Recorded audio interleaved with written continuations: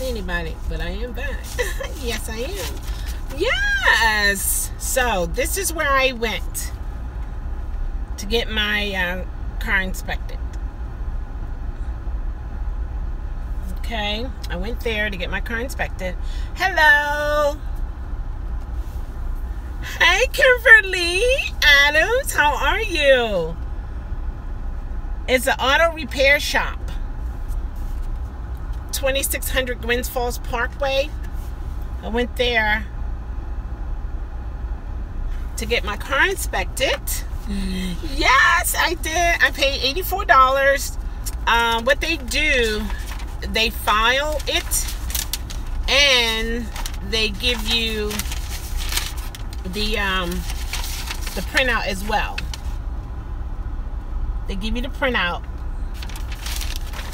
So that's pretty awesome. So I can take a picture of this and upload it and send it to Uber and also send it to Lyft, because I wasn't able to drive without it.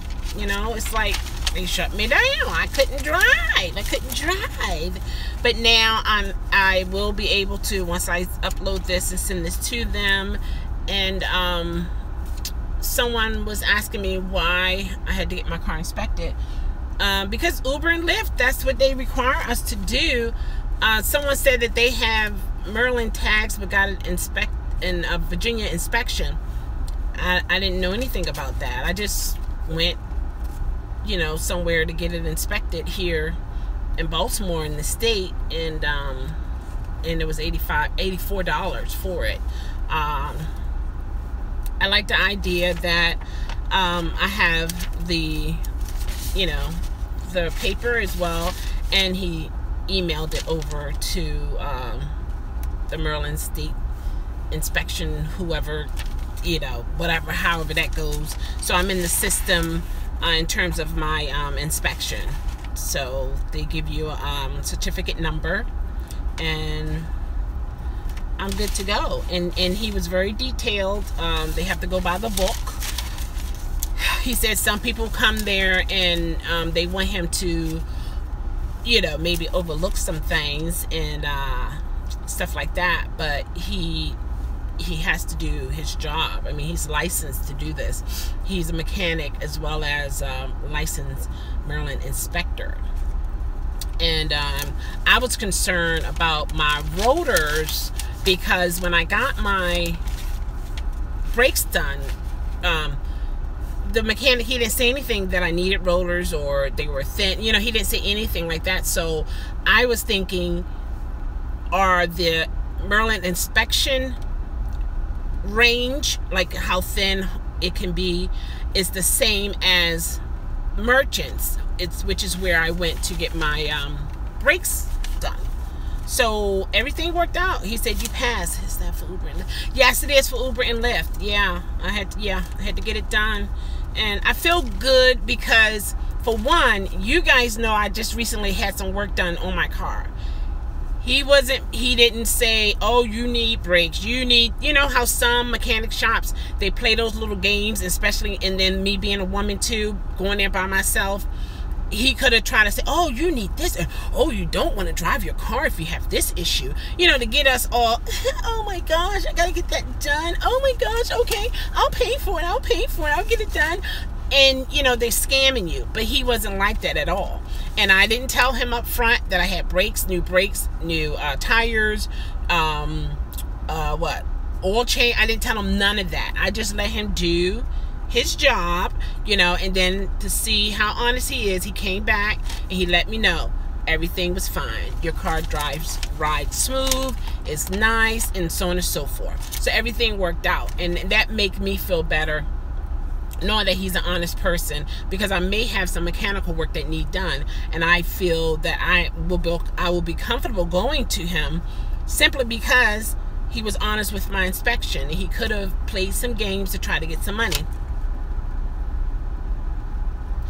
Well, somebody told me that I had to pay $15 if it's in Virginia. So is it free? But where at in Virginia?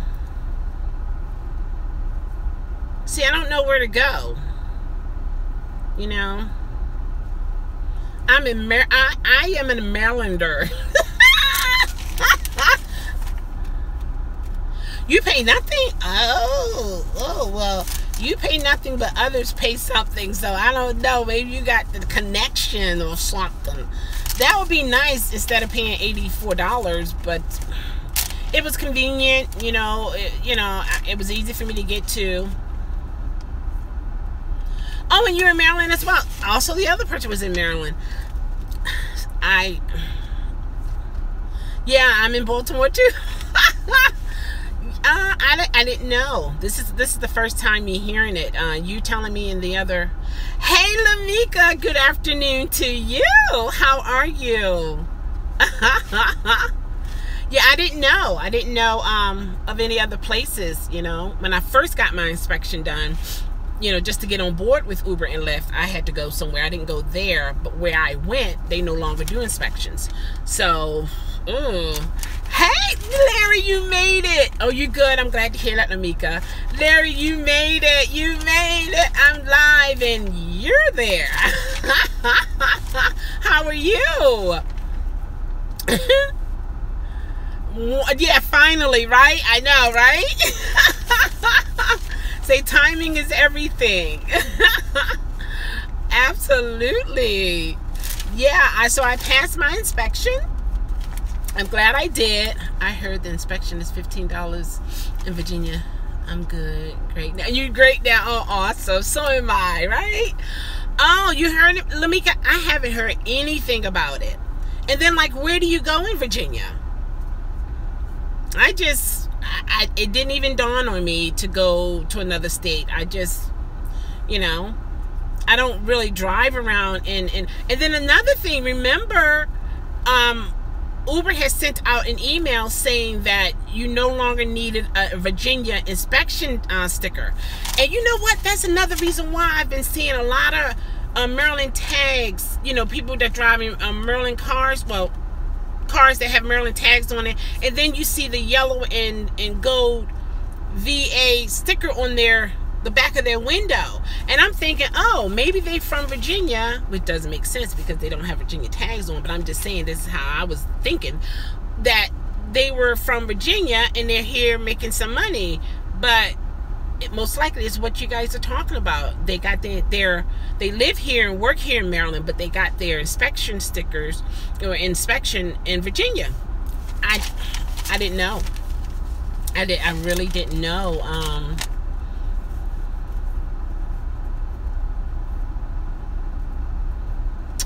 Oh, okay, and they recommended too. Are you in Baltimore, Lamika?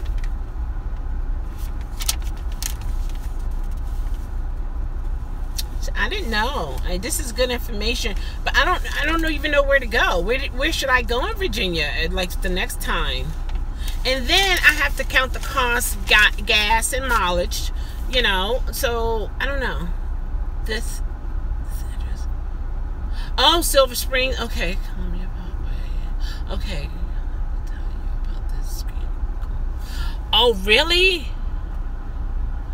Okay, Larry Hurst, he's saying, girl, let me tell you about this scam going on with Uber. I get a ride request from a Maria last night from the train station. When I got her there, a guy called me.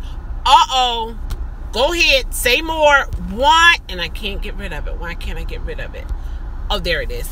Using Uber number with... Okay. Did I miss anything while I was reading the other one? Hi, Mark. How are you? Good afternoon. How are you?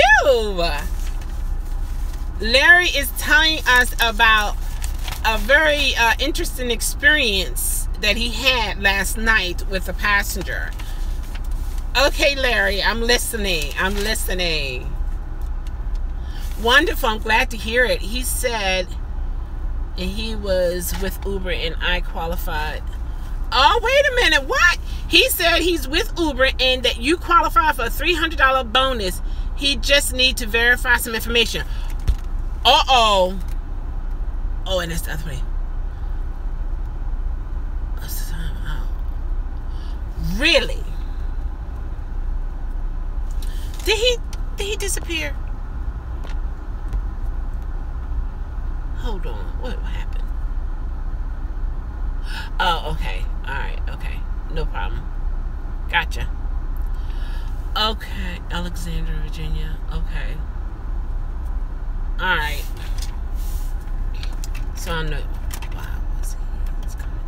I don't know. I don't know, guys. So act like we didn't see anything. So, you know, like. Anyway, I'm so happy I passed my inspection. And because I was concerned, you know, because some people, they try to play games. They try to play games with us as females. Some men, when they see us coming to a car dealership or a repair shop, they say, oh, we got her. Yeah, we're going to make some money today. She don't know nothing about cars. I may not know as much as a mechanic, but I know a little something. And then I can always call my brother, you know, and he will let me know, you know, yay or nay. And if he say no, I will listen to him. Absolutely. But yeah, so I'm glad that's done. So I'm going to take pictures and upload it and send it to Uber and Lyft today, so that if I don't get out in the weekend, on this weekend driving, I can start fresh on Monday. Yeah.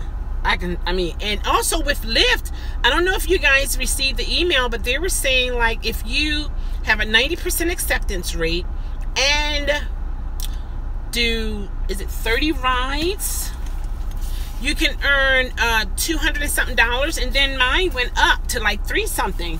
Like, they really want people out there driving and stuff. So I don't know what's going on out there.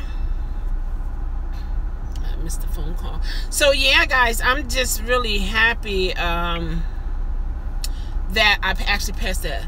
Yeah, you didn't get the email? I'm gonna try to pull it up here so you can see it. I don't know if it's just given to different people. I'm not sure now, okay?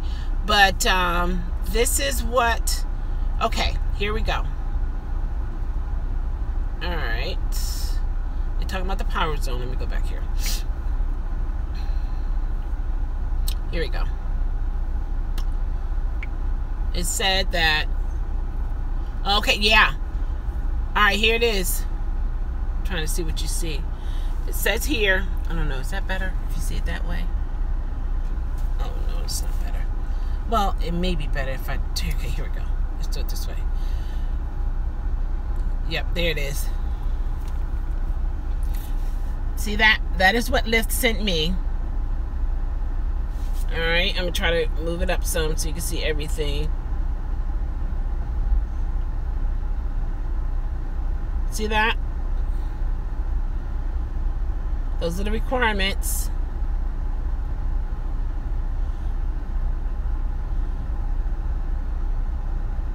See?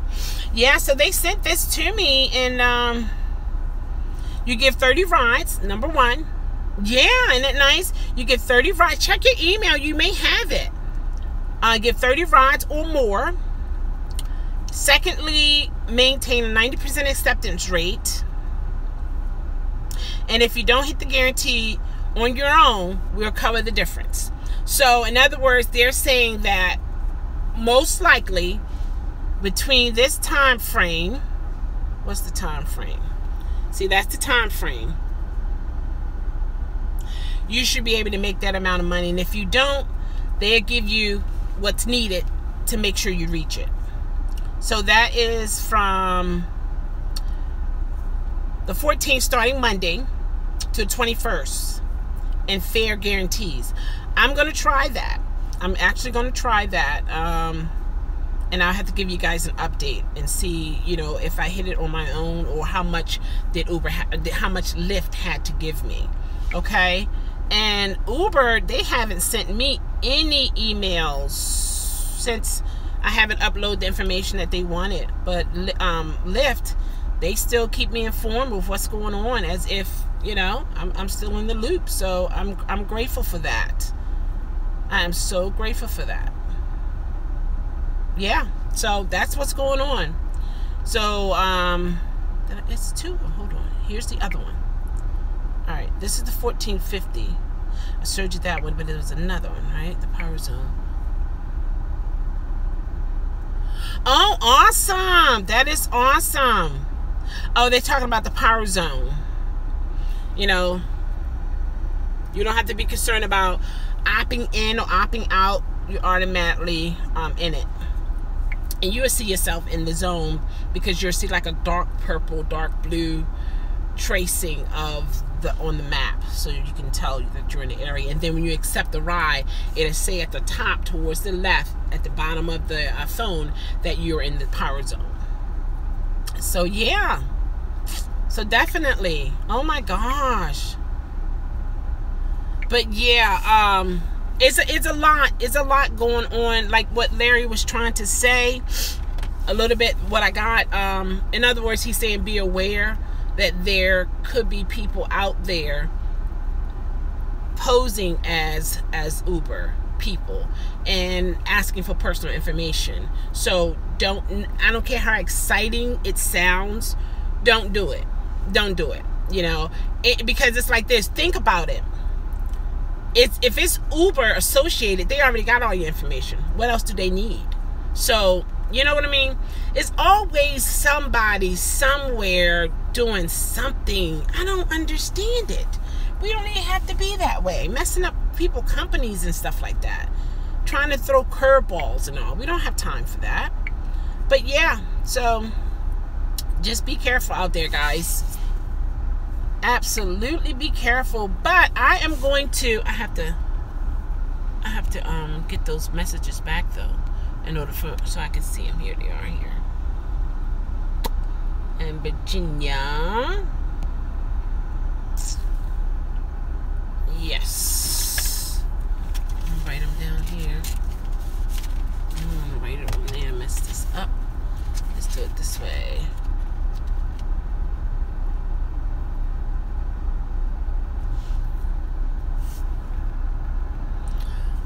Oh, really, Kimberly? Wow. Do you get in the power zone? What about the power zone? Are you able to? Because see here, they talking about the power zone. Did you get the email for the power zone? Did you get that, Kimberly?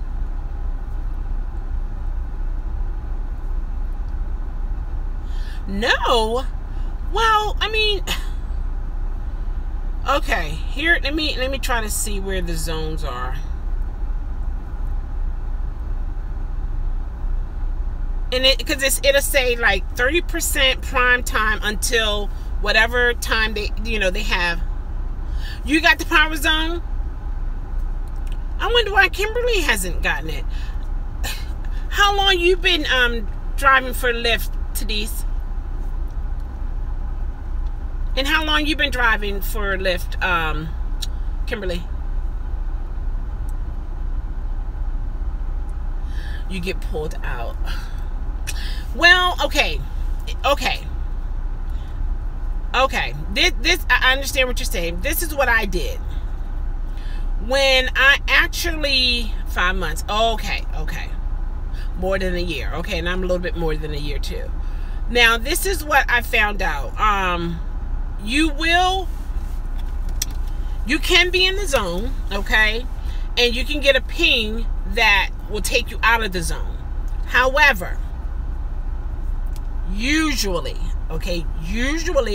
if you don't accept that particular one that's taking you out, they'll route you another one, and usually it's within the zone. That's why I say save your acceptance rate. Try to, be accepting as much as you can, because there'll be a time when you can use that to your advantage. Because see what it'll do, it'll go back in the system, recycle through the system, and of course it's calculating and recording your acceptance rate, of course, and also the time frame you've been out there, because they track all that.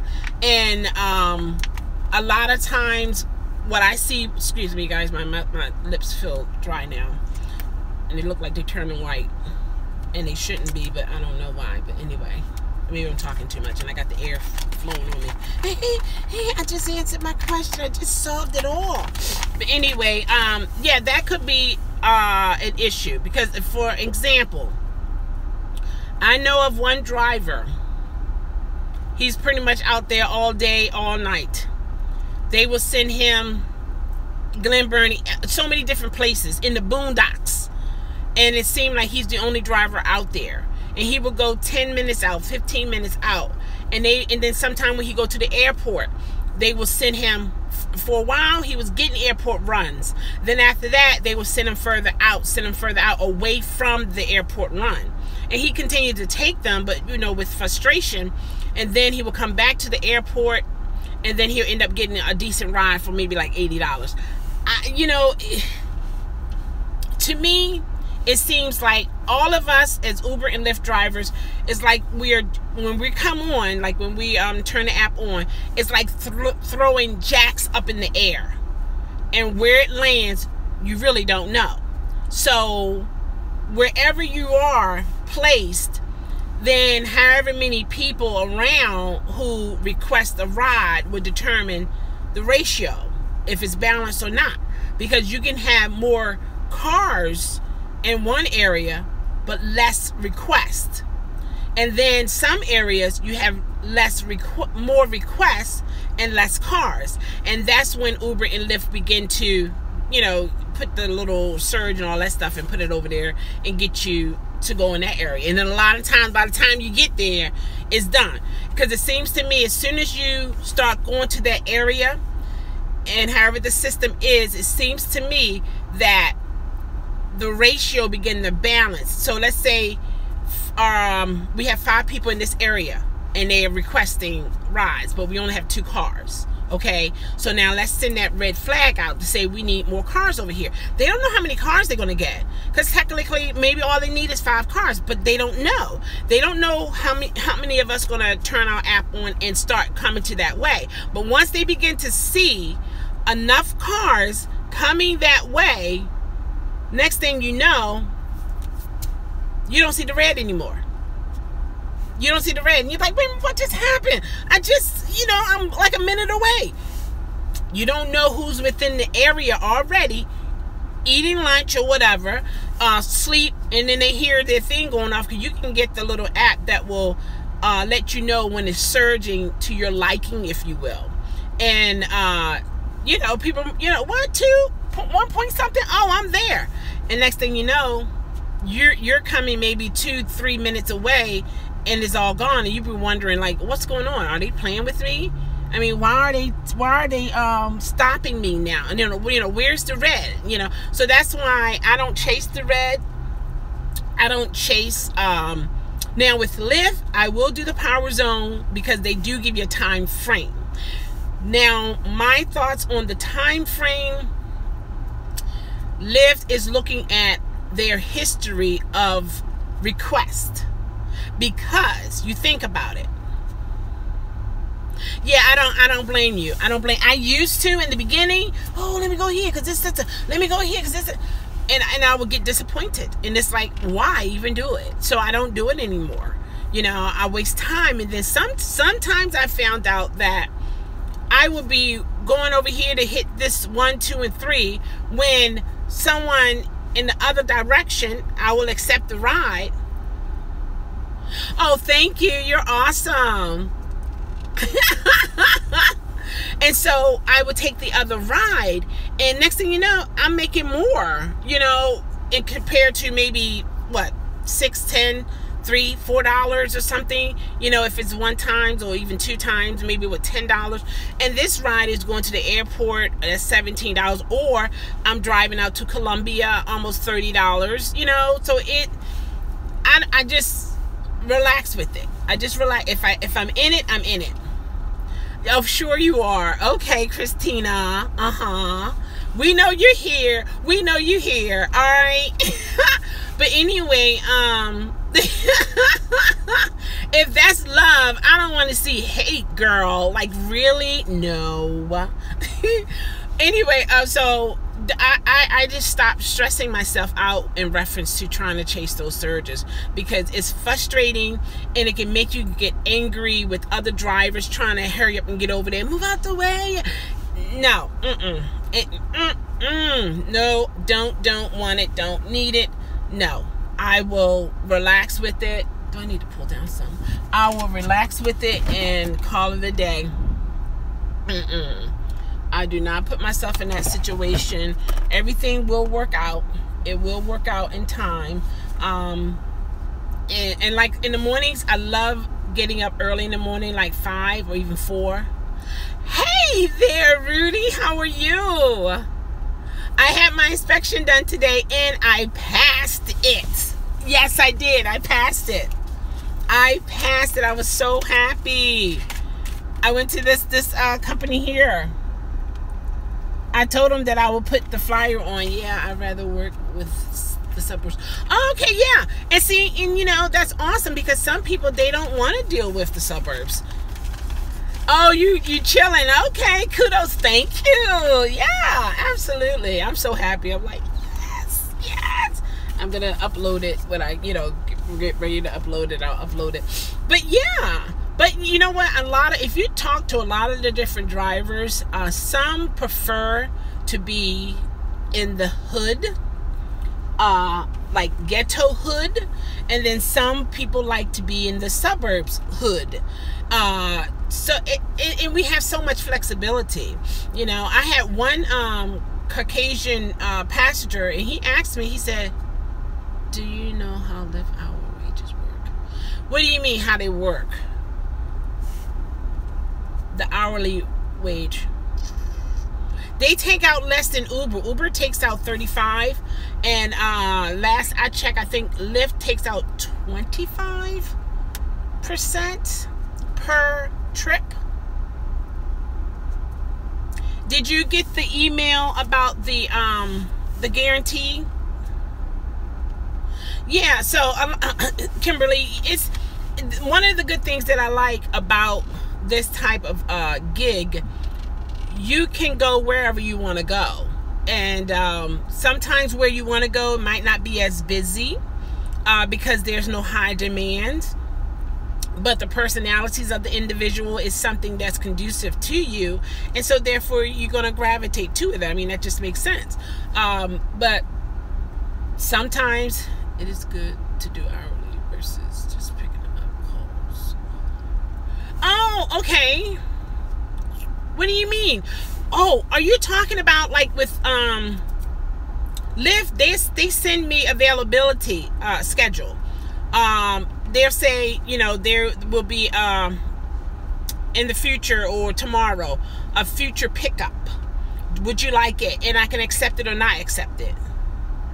Oh, okay. Yeah, Lyft does that. I do like that because that kind of sort of set you up for guaranteed money.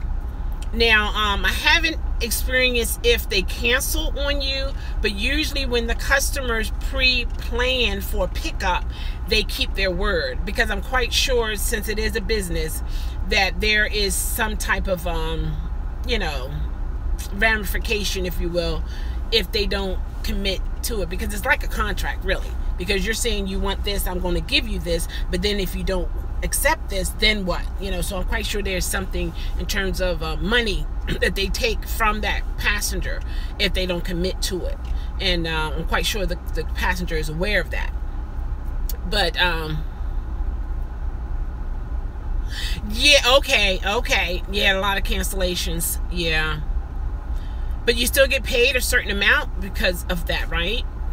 As the driver, Kimberly, as a driver, do you still get some type of money from it?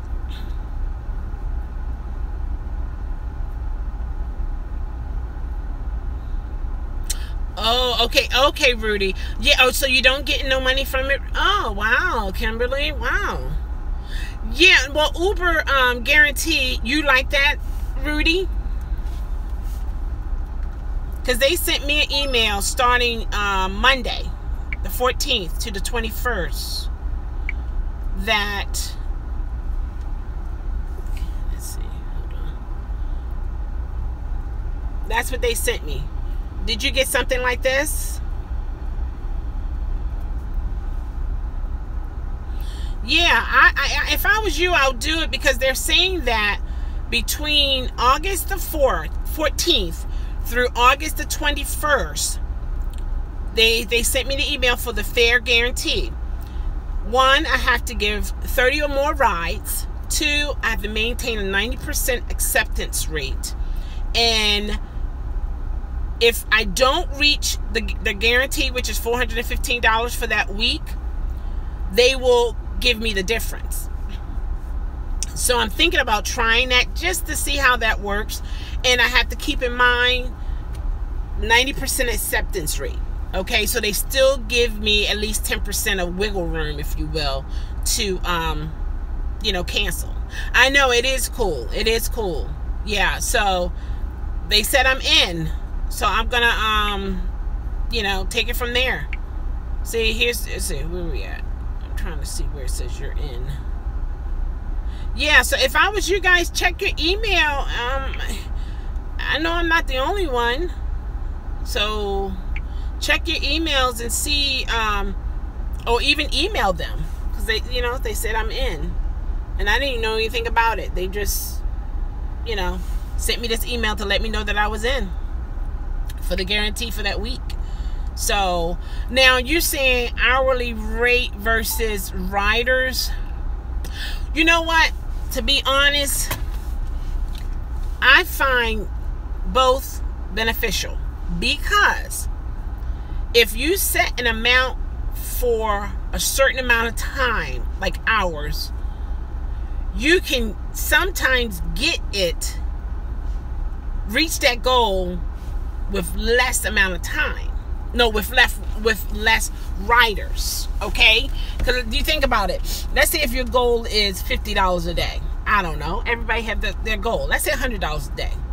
So let's say you need 10 riders, and each ride has to be $10. Or let's say you need, let's say what? Well, can it be 10? No. Let's say you need 20 riders. Okay, so it'll change based upon the amount of riders you have and the amount that they are paying based upon where they're going. So I used to just say I'm going to do 5 rides or 4 rides or 6 rides, and that's it. And I find myself hitting a nice amount, but that varies because you don't always get those very same people every day.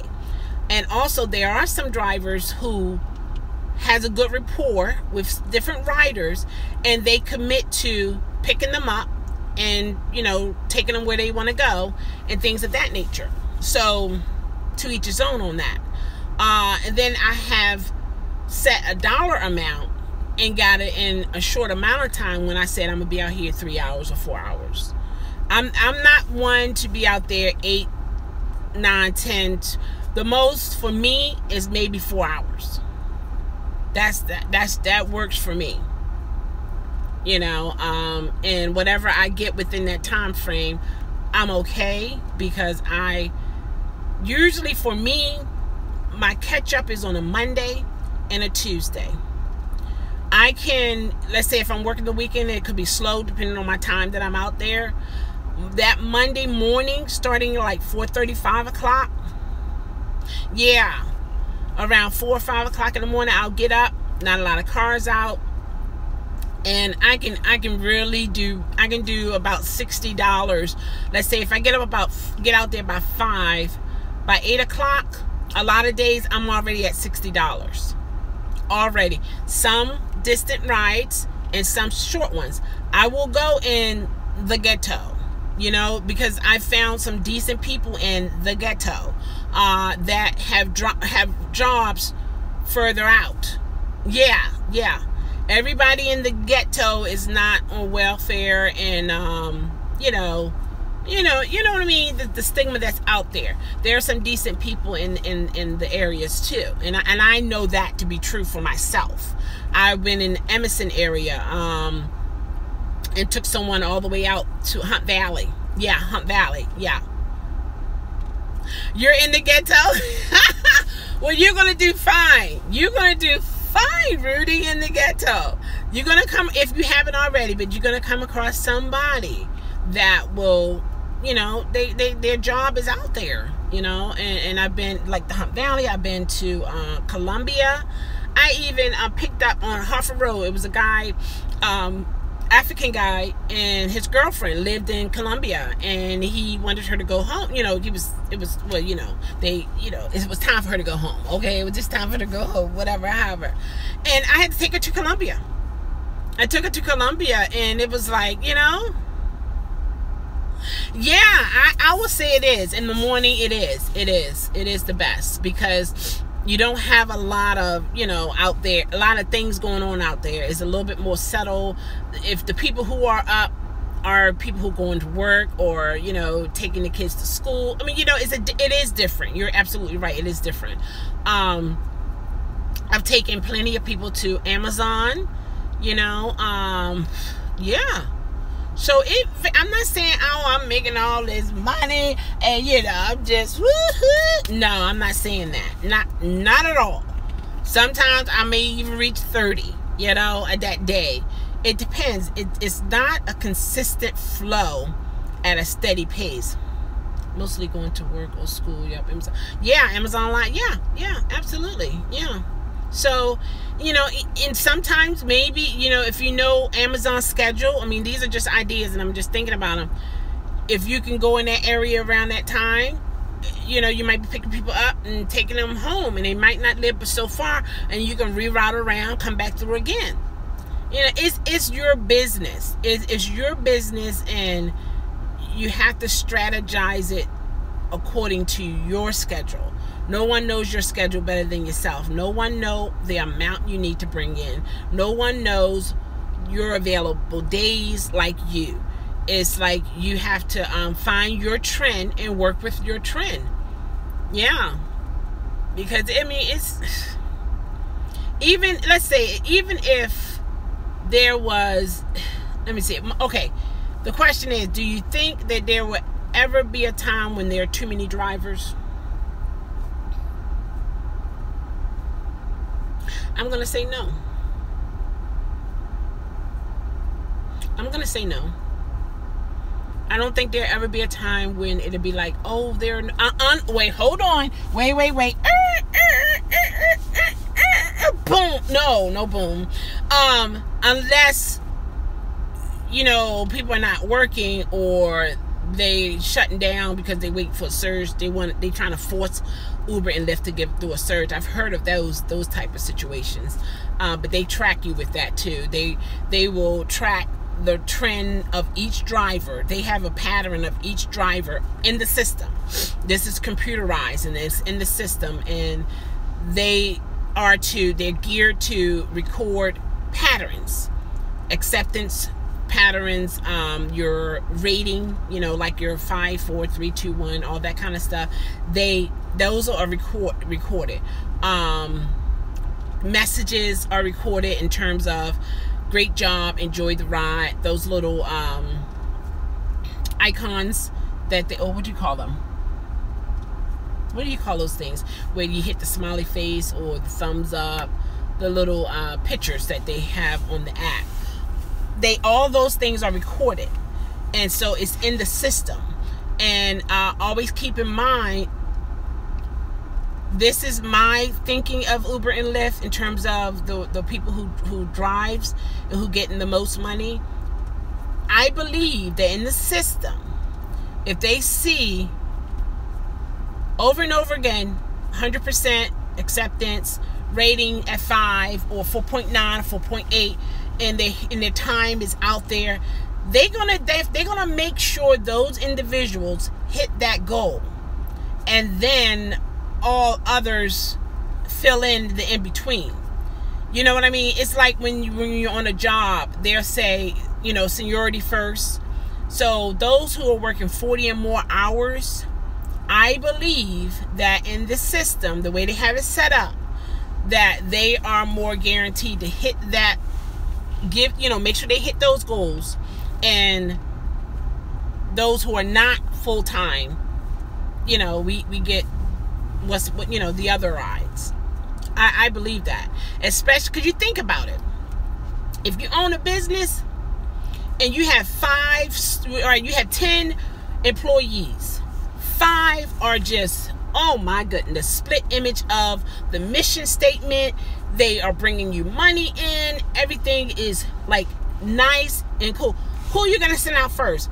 These are some decent people. Their rating is below 5, between 4.5, 4.8. They do come to work when it's time, but they only work maybe 2-3 days. They may do 4 hours, 3 hours, 2 hours, and things of that nature. But I can count every day. I can count on these people are here at such a time until such a time, and they have had this trend for a year or 2 years. You know what I mean? You're gonna send them out first because they are the mission, your mission statement. They represent you like you would represent yourself. Not saying that we're not representing Uber and Lyft the right way because we're not getting a whole lot of rides, but in the system it will flag, okay, these are good this is a cool group right here, and yeah, these are good too, but these people are out here right now and these people are just coming in. That's the way I look at it, because I've met people who, oh my gosh, they raking it in.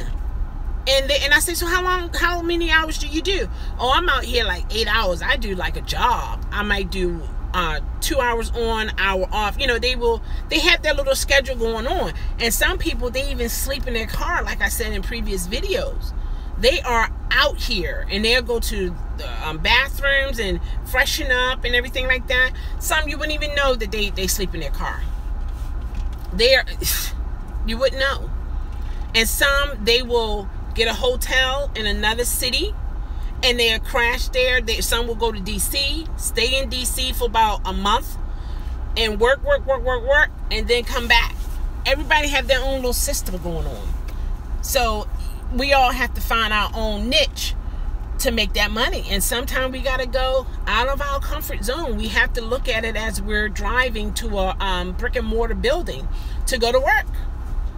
Every time we can't just get in our car and turn our app on and we're just going to go around the corner. Sometimes we have to, and then some of us are doing that and it's still not being recognized and we're still not getting those rides. It's one of those things that do happen, unfortunately. But can you make money with Uber and Lyft? Yes, you can. Yes, you can. Yes, you can. I noticed when I started out, 3 to 5 a week was nothing. It was nothing for me to do. I was energized. I was just like gung-ho. I was just like money. Like the Pac-Man, money. And I was there. I was out there. I don't even realize how long I was out there. I would get out and go out for the surges. Like early in the morning, I would be out there till about 10 because people going to work. And I'll be in that slot. Then I'll take a break, start back up around 2. And 2 will take me for the school, and then people getting off from work, and then maybe to like 8 or 9 o'clock. And then I used to do the 12 o'clock and the 1 o'clock. Remember I was talking about, I was down on Baltimore Street, and I was out there like from midnight until about 2 in the morning down there. And I'd never been on Baltimore Street, but I knew that was an entertaining area. So, you're going to have people leaving the striptease joints, leaving the bars, going to the bars, and so on and so forth. And I was totally out of my comfort zone. I had no platform heels. I had no wig, no blonde wig, nothing of nothing. Incoming call. I was totally out of my zone. I'm kidding, no. But I was out of my zone in terms of being on Baltimore Street. So I was there, and it worked out, And one Sunday before I went to church, I was out the game. Oh my gosh, it was like my head was going like this. I got so many rides back to back. It was like, whoa. And it was like, you just didn't know. I'm on the highway, off the highway. I'm going here, I'm going there, I'm going here. And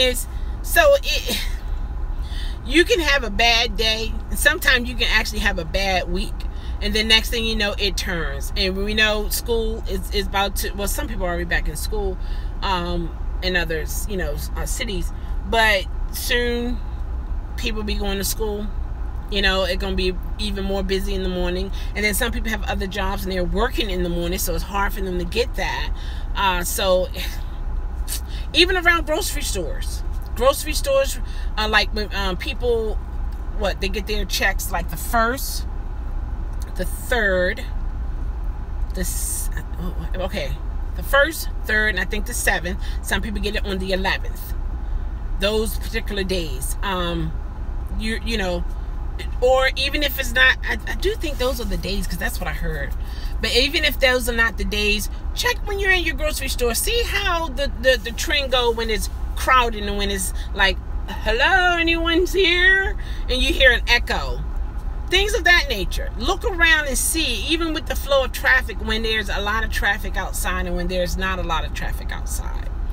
That gives you a little idea of where it's busy and where it's not. Towson, a lot of drivers go out there, they clean up. Around that mall, Delaney area, York Road, Lutherville,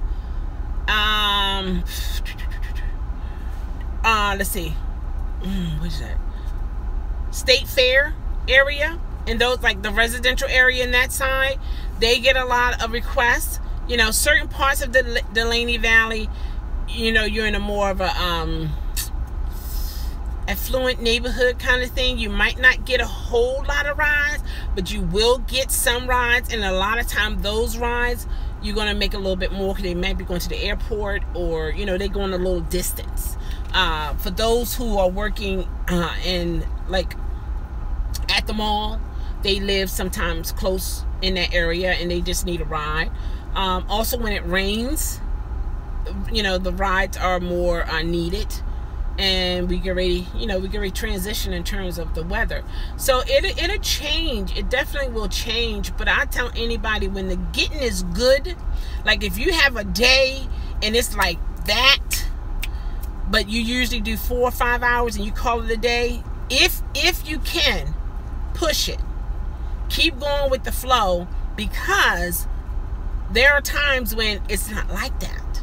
So it's like when the getting is good, when the floodgates open, if you got to drink coffee galore or some energy drinks or whatever, and get somebody to babysit if you have to, get it in during that time, so that you will be a couple dollars ahead, because like I said before, it's not always like that, so it's like you got to prepare yourself. And like when it comes to the winter, I have an SUV. I remember the past winter that we had, I kid you not, oh my gosh, I took a lady from, where did I pick her up? I think maybe it was 15 miles or so. I made like close to $40 on that ride. And if it was a normal day, maybe it would have been, what, $10, $12 or something like that. And she didn't mind it. She was like, thank you. She had her overnight bag and she was ready to go home, So days like that, get somebody to make sure you plowed out so you can get out. Or park your car closer to the main street if you have to, and you just walk up so you can get out, because just like you want to get out, there are other people want to get out, and some people can't dig themselves out. But if they can get an Uber or a Lyft driver to get them where they need to go, they definitely going to call you. I mean, I cleaned up on that day like crazy. The only thing I didn't like about it is I couldn't go my normal speed. Not saying I drive fast, because I don't. But you know how you got to be careful when you're on like the slush and in the just salted streets and stuff like that. That's the only thing that was kind of like, oh man, because the rides were coming, but the amount of time it took me to get them to their destination had doubled because of the weather, the way the roads were. So it was as if, you lose the money in a sense you're gaining more, because it's usually 2 or 3 times the fare. And everybody I picked up, they was not complaining. They were so happy. They said thank you for being out here, and it was good. You even have the airport runs, and that's gonna, like, usually it may take me, I might earn $17, $19 on it. That end up being about $30, $40. of course, depending on the surge amount and the distance that it took. And then sometimes, even when there's no surge, but because you have to drive slower, time increases. So therefore, and then sometimes you got to detour if the streets are not clean. So that's even a little bit more money as well. So it's just one of those situations when it comes to Uber and Lyft. You got to hang in there. You definitely have to hang in there. And because Kimberly, you only been doing it for like, I don't know if you're still here, for 5 months. So you're still do a complete year, and you will be able to see a more clear trend. If you ask anyone that has worked over a year or even over 2 years, they can tell you, okay, it was like this, it was like that during this time of the month, and it was like this at that time of the month, and you begin to see, notice a little pattern, and then you can set your schedule up accordingly, so. And then you have the tip option that's going on out there. Me personally, when it comes to the tip, that doesn't drive me, because sometimes with some people, when they're tipping you, they have a certain persona about themselves that they feel like they control you in a sense. I don't know if anybody else have experienced that, but I have experienced that. They feel like you should do a little bit more extra for them. First, we as drivers, yes, we accepted, we signed up, so on and so forth. However, a lot of us signed up, didn't know exactly what the business was all about. I was for one. I just heard you can make some money, ride share, pick up people, drop them off, so on and so forth. It's more than that. It's more than that. For one, we find ourselves in some areas that we never knew, good or bad. We find ourselves meeting people that we never knew, good or bad. Okay? We find ourselves being in a closed environment for a certain amount of time. And if the energy is not conducive for you or the passenger, that makes a long ride. And even for riders, they go through a lot, because all the drivers are not to their liking. So it's on both sides. So it's as if this is the way I look at it. If I'm going to give you a nice ride, and the car's clean, you can come in here with your red bottoms on if you want. If you're a red bottom walker and you want to get into my vehicle, it would be such a pleasure. Yeah. And you can get my car, you can sit, no bubble gum will be on your clothes when you get up, no dust, no lint, you know what I mean? It's clean, it's safe. I have a seatbelt that actually works for you. You can control your windows just as well as I can control them for you. I have air, I have heat, why not give me a tip? Just on that. I didn't disrespect you. I didn't make a stop in a bad area, or I didn't make a stop while I'm taking you to your destination. Some drivers have done that, and some passengers were okay with it. That wouldn't be me. No, thank you. I'll tell you, let's do it this way. You drop me off, and then you have a great day. But so it's like, people gonna use even when you go to a restaurant, if they come, hi, my name is Sue, and I'm your server today, and what would you like to order? Okay, cool. That's nice. You're very presentable. Like you really don't want to be here to make no money or get a paycheck. Now I'm gonna have a problem. That's just me. I'm gonna have a problem. Because one, you're showing no concern about being at work, and then now you're coming to me with an attitude. Okay, so are you gonna have my food waiting back there until you feel like it? I got my first tip from Uber yesterday. Awesome! Oh my gosh, that's cool.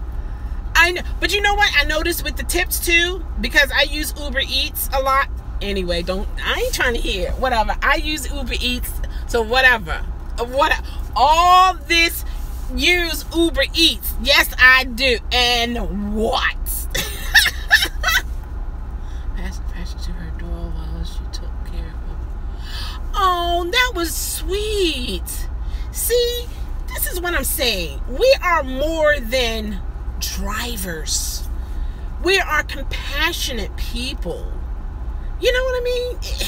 To have a heart like that, and you could have been like, okay, here's your food, like whatever on the crying baby, here's your food. You know what I mean? See,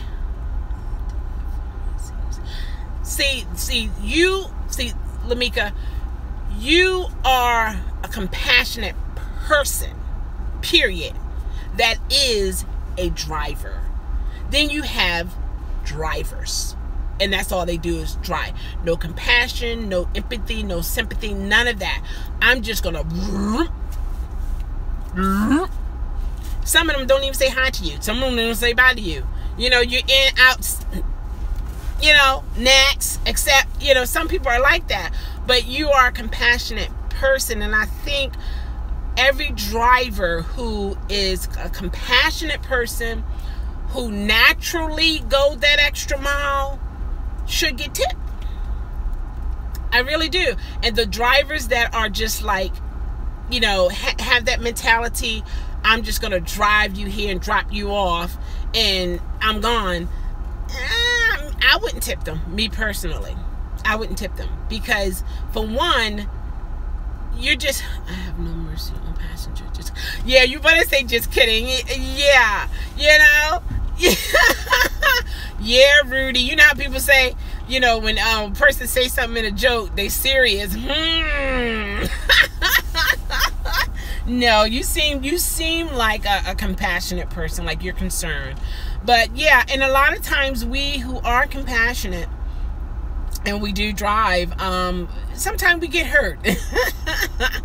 Sometimes we get hurt a lot emotionally, because we are doing what we're doing from the heart. But then some people, the people on the receiving end, they don't see that.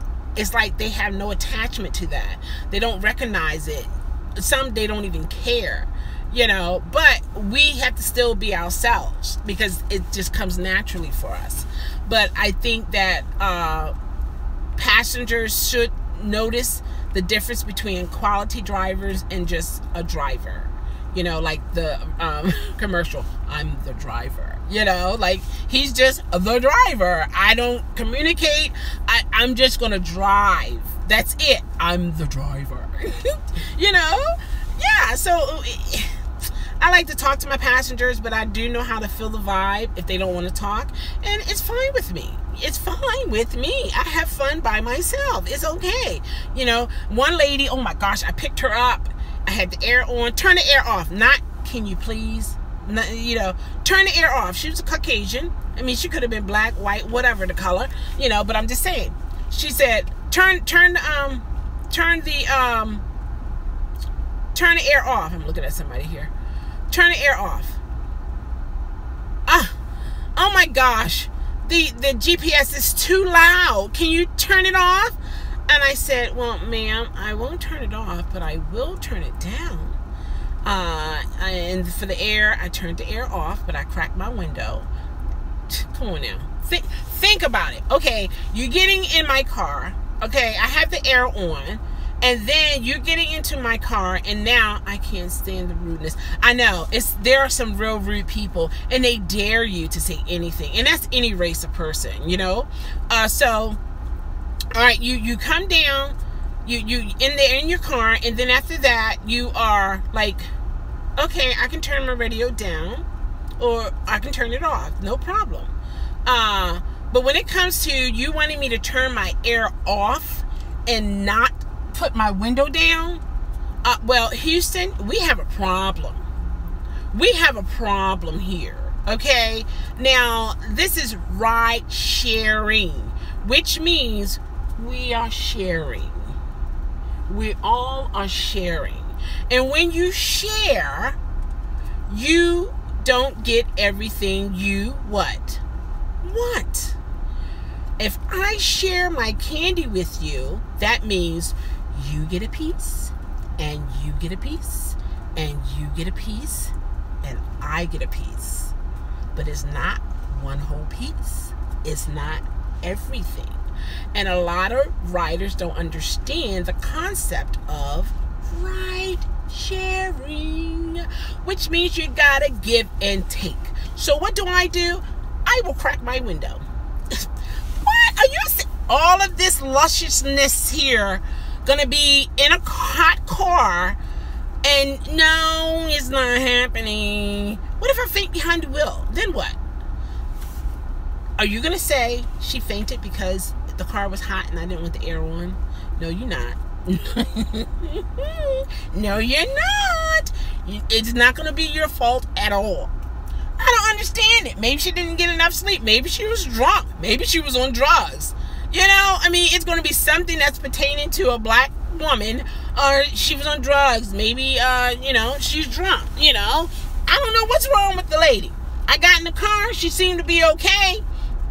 And next thing you know, we drove down the way a little bit and passed out. You know what I mean? So it's like...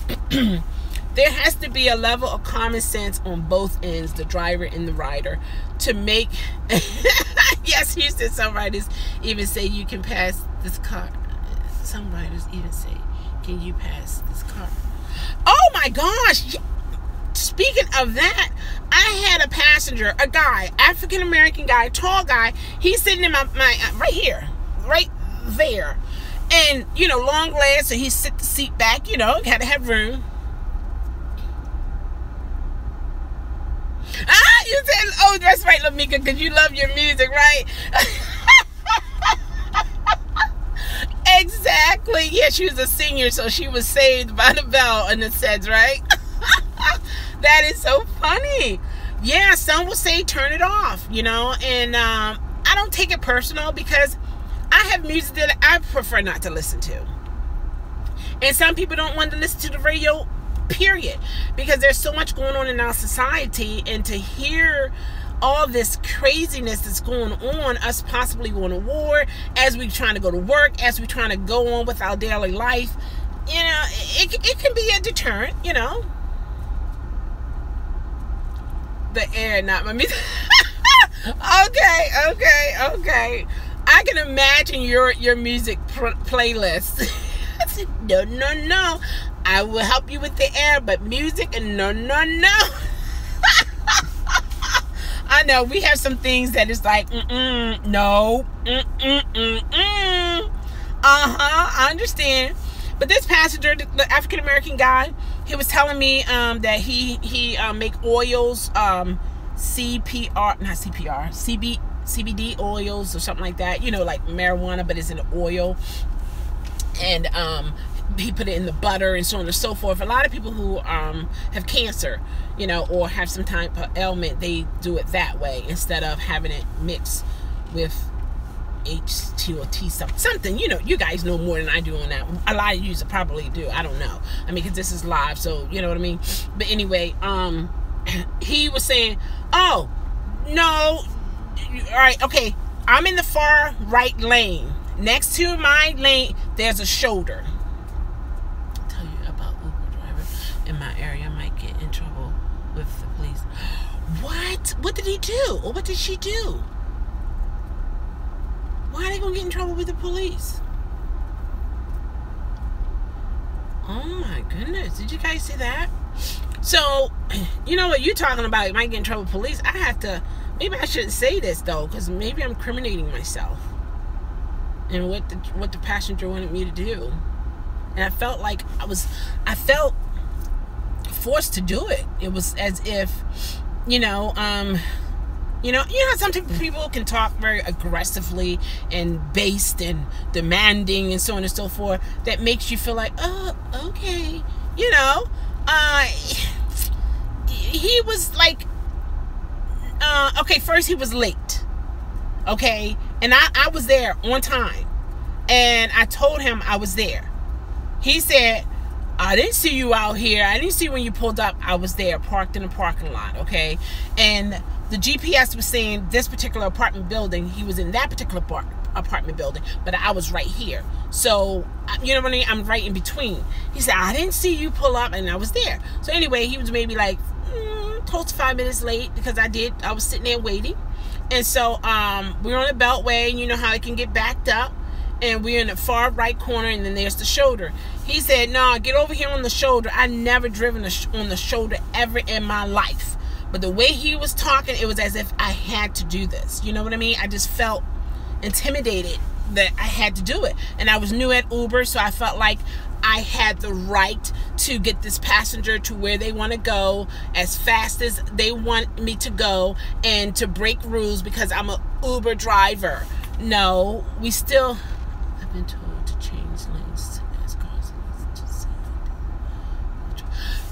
Lamika, you did the right thing. I learned not to do that because, for one, if a police officer stops me, they're not giving none of the information to Uber. Uber is not going to do nothing for me. Uber or Lyft not going to pay no ticket for me and none of that. I'm the operator of this vehicle. My name is on this, this here. Now, when it comes to leasing, if you get a ticket, it's going to go to, Uber or Lyft. But in return, Uber going to take their money right out of your money. And that's how they're going to pay that ticket. They're not going to pay it out of their pocket. No, they're not going to do that. It's because you were the driver on that particular day. You broke the law. Uber didn't break the law.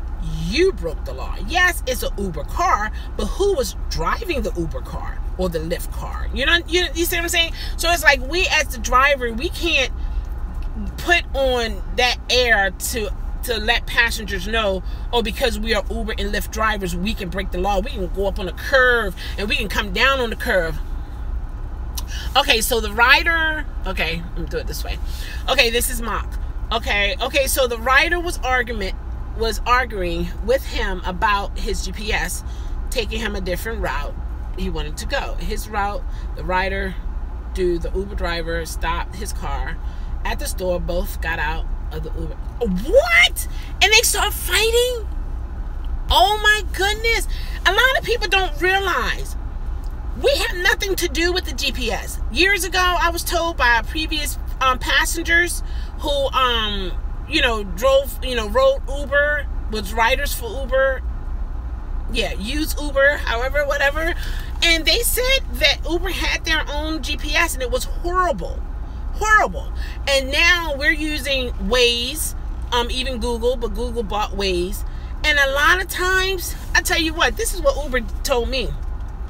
I got dinged on navigation. Uber did not take any responsibility of it. Okay, this is what they said. You know how they send your information?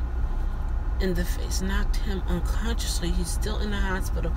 And the Uber rider, okay, he's still in the hospital. And the Uber rider, he has an arrest record.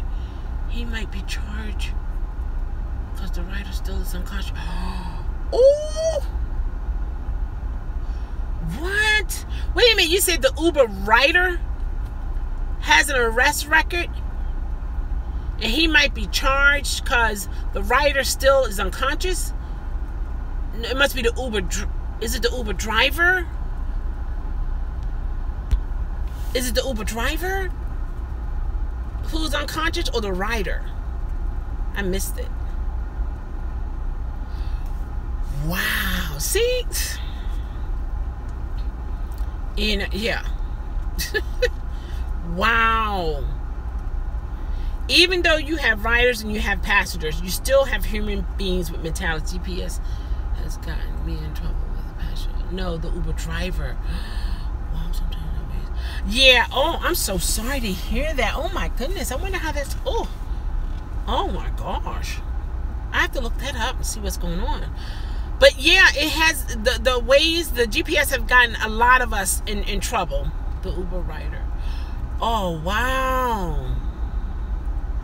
So you know what's going to happen there. You know what's going to happen there. Uber going to do what they can do to cover themselves, but anything extra is on the driver. And the driver might face. Yeah. Exactly. Oh my goodness. You just don't know. You just don't know. You don't know what pushes people buttons. You know what I mean? And sometimes some riders they look at things the wrong way, and they feel like, hey, I requested you picked me up, now you do what I say do, and you go the way I want you to go. And then some drivers are like, no, I have to follow the GPS. No, we don't have to follow the GPS. I also had one passenger, she found out that she was being charged for the long ride, but she took the short ride.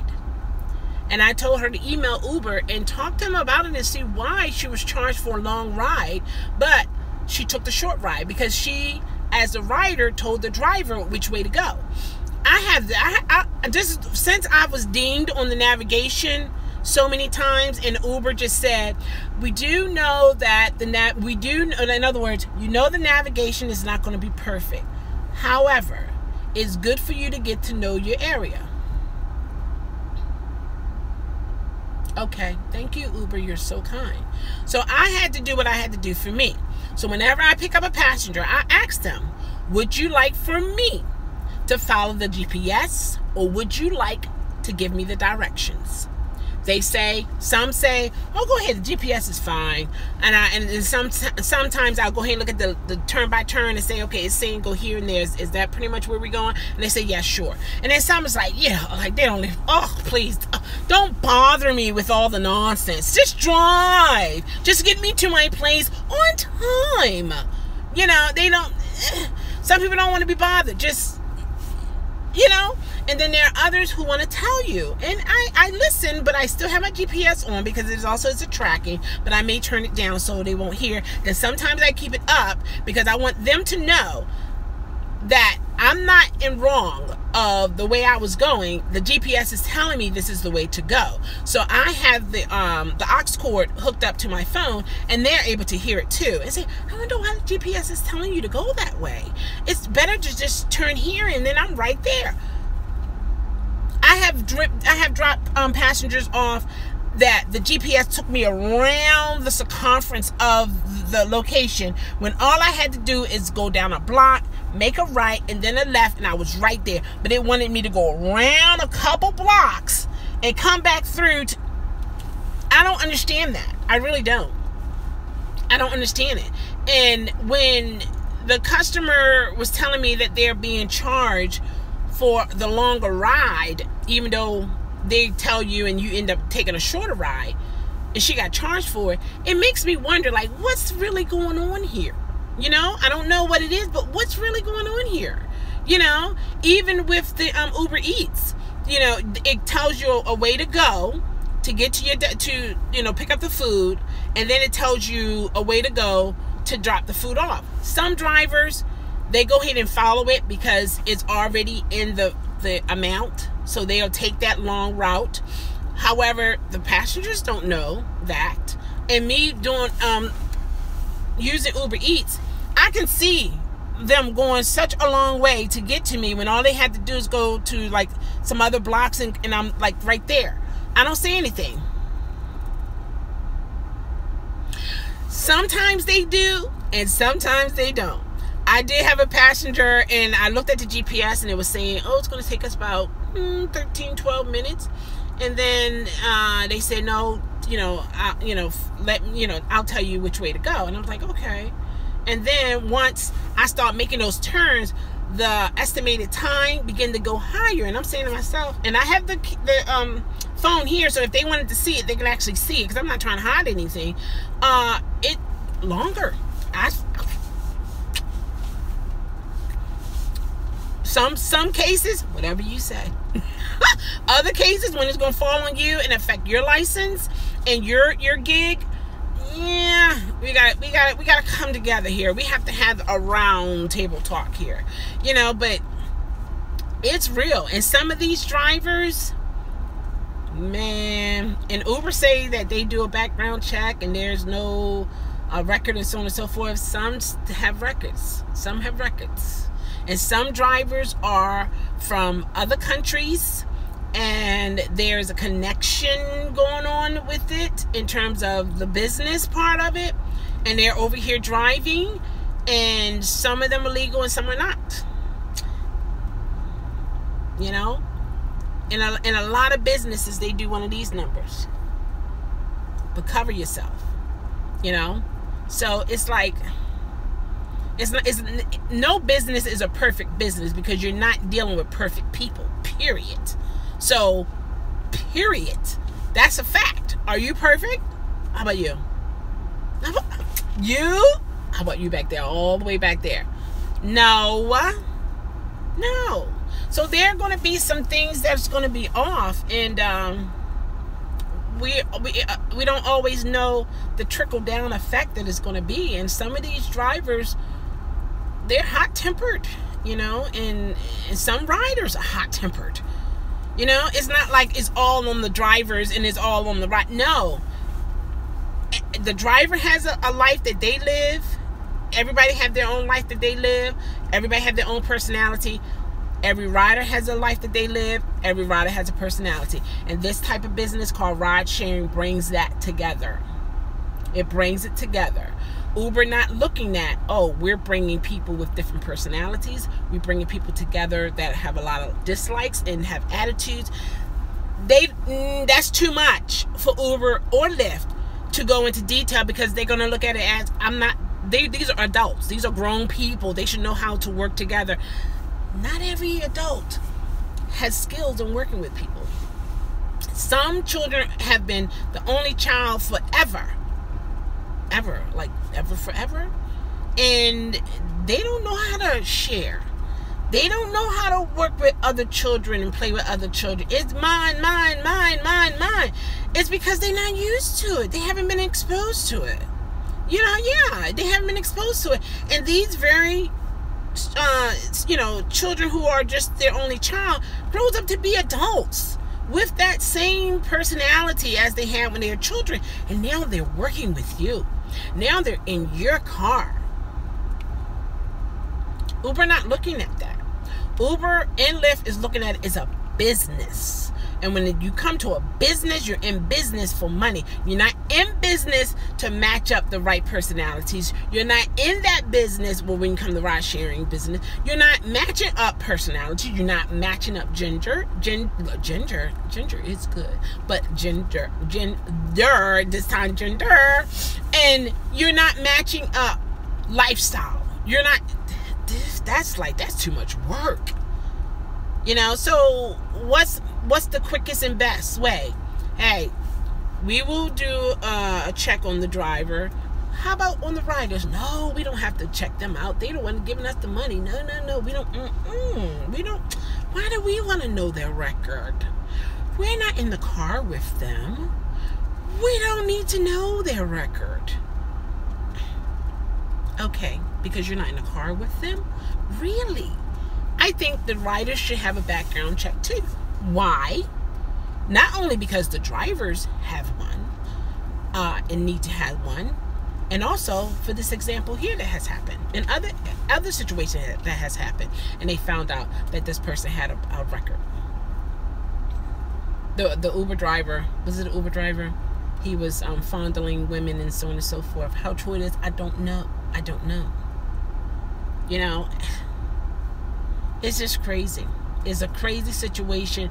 We as drivers have to protect ourselves, and also as riders have to protect themselves, because, like I said, it's a meshing of two individuals, or three or four, depending on how many your car can hold, and it's a meshing of that. And one certain amount of square space go on a certain amount of distance, and you have to be able to come together for that time frame. Make it as peaceful and as smoothly as possible. And sometimes people don't have a smooth and peaceful personality from the beginning. They come in, you know. Some people think I'm too happy in the morning, but I'm me. So do I supposed to dial it down for you? Come on. Then I'm not being me. I'm letting you be you. You know, can we work together with this? I just won't talk to you. You know, it's okay. I'm okay with that. You know, it's like, so it definitely, you have to be dealing with mature riders and mature drivers that are willing to come together and get along for that time. You don't need my social security number. You do share address, but you don't need to know my blood type. You don't need to know my mother, my father name, my sisters, and you don't need to know all of those things. You don't know when the last time I went on vacation. You don't need to know if I'm having cramps or not having cramps. You don't know if I go to hot flashes or whatever. You don't need to know those things unless you know how certain conversation goes there. Like one passenger, she was having a hot flash, and she's like, "Girl, oh my good," because I asked, I said, "Is the air okay?" She said, "Girl, it feels so good in here." Woo! You know, and I said, she said, "Girl, is this that time? Is just that time?" I was like, "Oh, okay, I understand." So I had a fan. You know, I keep them in my car. I agree. Should have it back. Yeah. Because they're human beings, period, and they're using your service. You know, so I have a fan, so I let her borrow my fan. I actually was going to give it to her, but she put it back down. So I said, okay, then I'm going to keep it. But I was willing to give it to her, you know, because I bought like a couple of them, you know, because I like they're so colorful and beautiful. But yeah, so Uber don't feel the need to do a background check. I had one who just had an abortion. Oh my gosh, yes. Oh, see that? Yeah. It's situations like that, Lamika, that makes you want to get back out there and drive again. It's not so much the money and all that, but it's certain key situations occur between you and a driver on the compassionate side that just make this, your heart just goes out for people in their situation, and to know you're the one who was there for them. You're the honest heart, the compassionate person, the one who cares. Pick that person up. There's some drivers, please, they would think she's crazy. Am I going to have a problem here? You're going to be crying the whole ride. What's wrong with you, woman? You know, I'm going to cancel this ride, ma'am. You're going to need another driver. No sympathy, no empathy, no nothing. You know what I mean? So, see, Uber don't know these things. Lyft don't know these things. Would they care? I don't know. Would they care and make a difference in terms of something monetary? I don't know.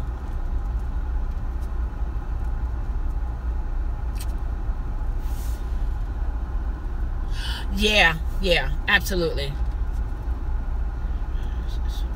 Yeah, it can be draining sometimes. Yeah, because for one, you have your own issues.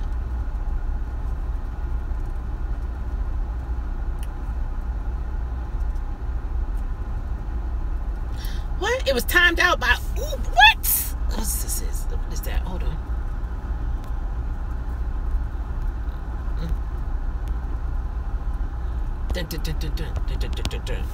Oh, this. Oh, here it is. Hold on.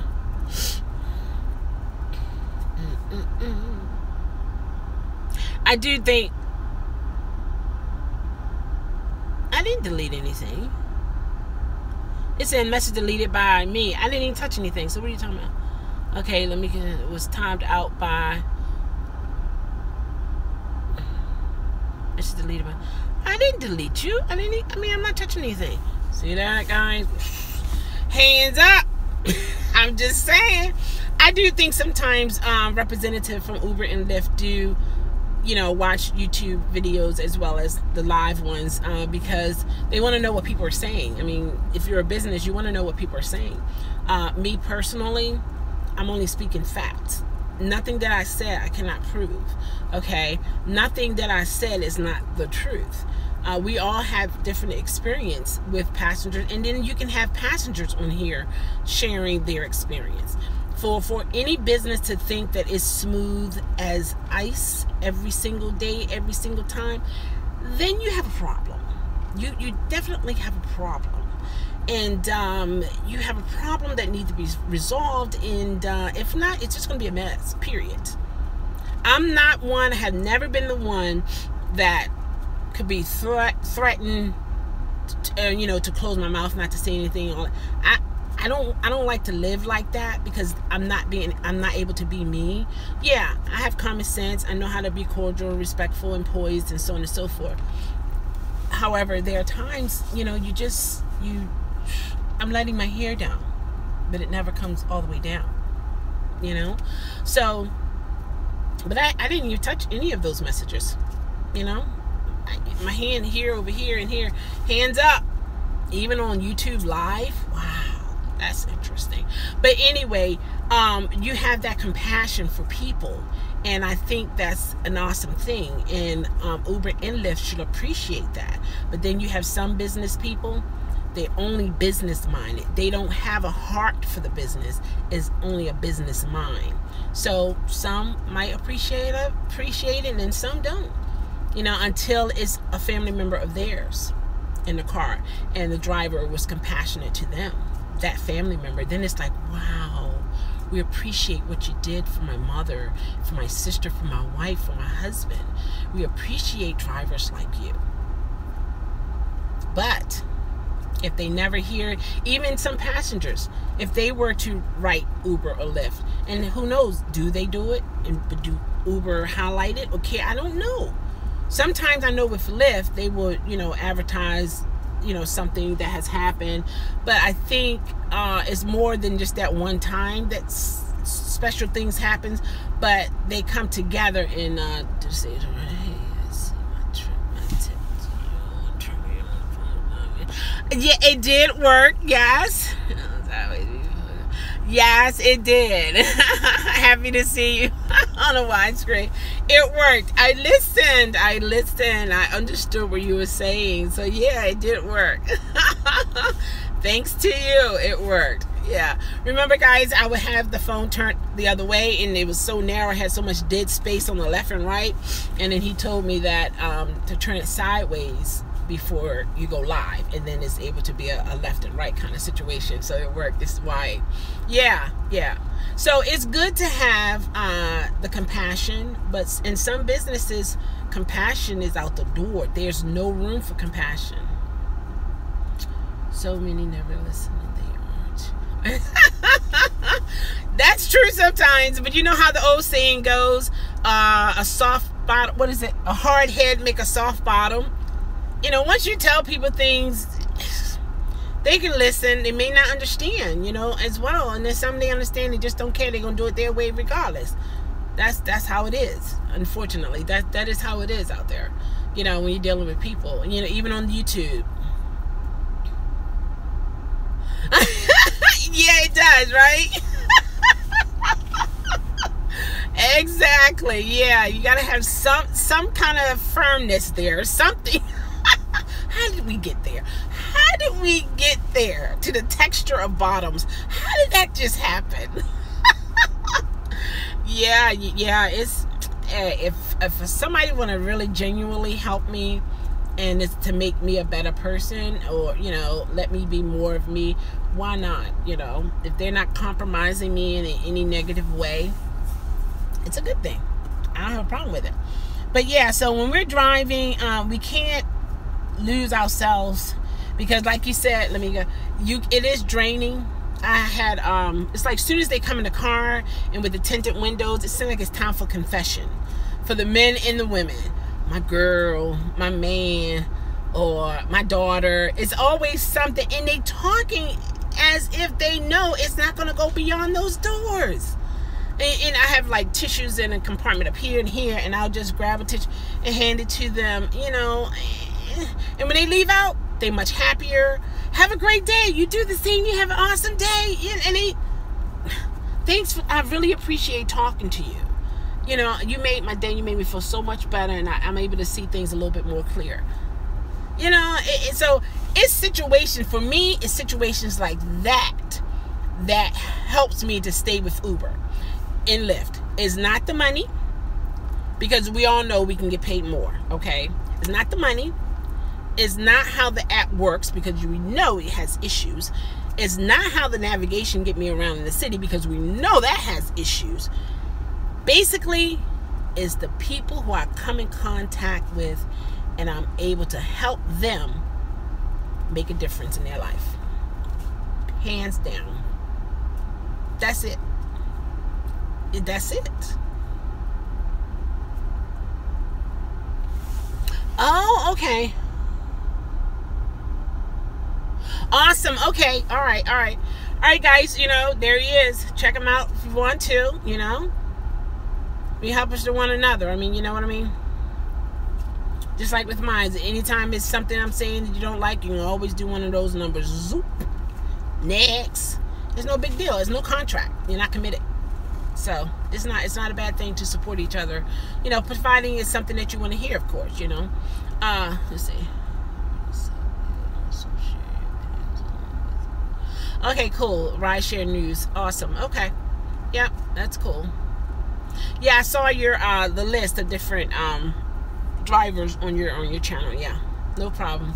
Yeah, so we cannot allow the negative things that are happening in the business to stop us from being there for those who need us. Really, it's beyond for some people. For some drivers, it's beyond just being a driver. I mean, really, it's naturally in them. And for some riders, they're not just riders. It's like, God has a way of putting the right person in your life at the right time. And it's like a puzzle. They always say do your corners and do the perimeter of a puzzle and then fill it in. But sometimes in life, we can't even put the corners together. We got to start inwardly, and sometimes that can be kind of frustrating, but some way, somehow, God puts people together at a right place at the right time for a certain purpose that we know not of. People say higher power, whatever that is for you. For me, I say God. Am I a Muslim? No. Do I have anything against Muslims? No, I don't. The Muslims that I do know of, they're about peace and unity and so on and so forth. So, but I do know it's bigger than just rider and driver. Sometimes that's all it is. That's all it's meant to be. And then sometimes it's more than that because of different reasons, that we know not of, So you'd be surprised. You can have like someone's in a restaurant and they're eating, and you just took your CPR test, and now it's time for you to go get something to eat. You and the person who's choking off their food are in the same restaurant on the same day at the same time, and you were there. Nervous as all get up, but you were able to save that person's life. You just never know in life. This world, to me, I'm seeing it more and more, is bigger than just me and mine. It's bigger than just paying this bill, paying that bill. It's bigger than that. Way bigger than that. And everybody don't see it that way, though. Everybody don't see it that way. There is so many different connections that happens and are happening to people everywhere. Some good, some bad. Some, if you only waited at that red light for another second, a car wouldn't have came past and hit you. Or if you would have ran that particular light, the car wouldn't have hit you in the back. So it's just so many variables that happens in life that it takes the Creator, God, from my perspective, to orchestrate it in such a way. Because you think about it, when you get up in the morning, you have to start your day. And then your day begins with A, B, C, D, or Z, D. It's not, everybody don't have that same alphabetical order in terms of I do this, I do that. No, I don't do that. I drink my coffee at night. Oh, I drink mine in the morning. Oh, I'm in Tampa, Florida, and Uber has it's oversaturated. It is oversaturated? Really? How so? Like, in terms of there are not a lot of people requesting, therefore you have a lot of, oversaturated drivers? Or is it too many? So then you're saying some riders are drivers too then? What are you saying? Like, what's going on? Really? Way too many drivers. So do you find a lot of riders are drivers too? In certain cases?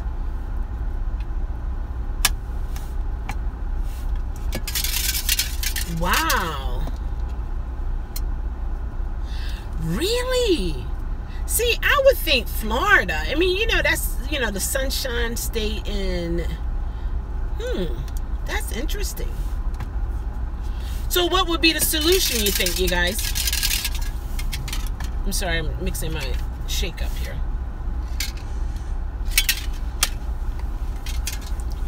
What do you think the solution would be? How would I figure that one out? Let's see.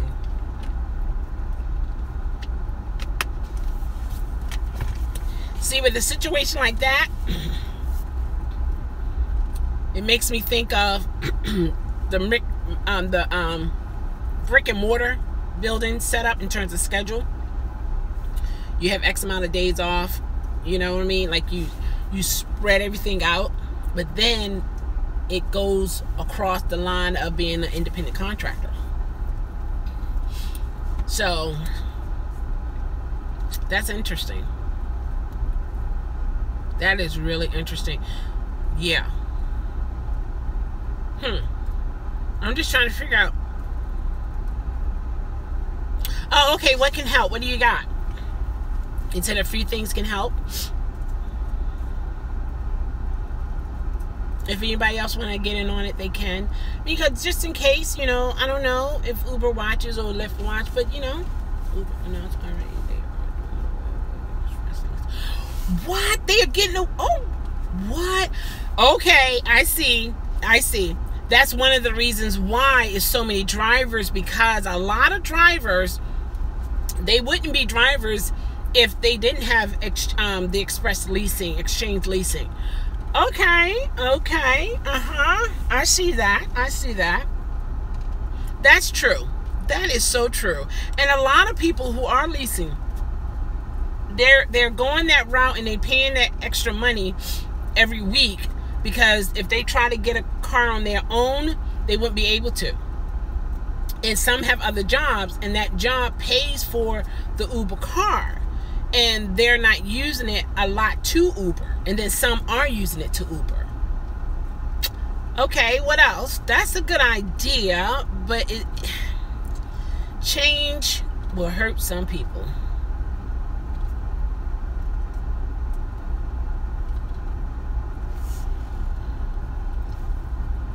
Okay, they have been 10 to 20 cars per day on the roads in this area, and it is not proven, but I believe Uber feeds those drivers the trips over.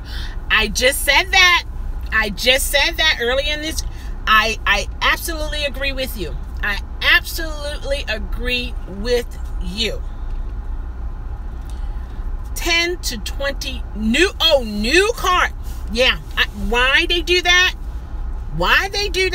Because those individuals are paying weekly to the company, which is a revenue, more money coming in. So they get money both ways. Leasing of the car, also the driver for the passengers. It's a business. And business is in business to make money. And whenever change comes, somebody gonna go lacking. That's a known fact.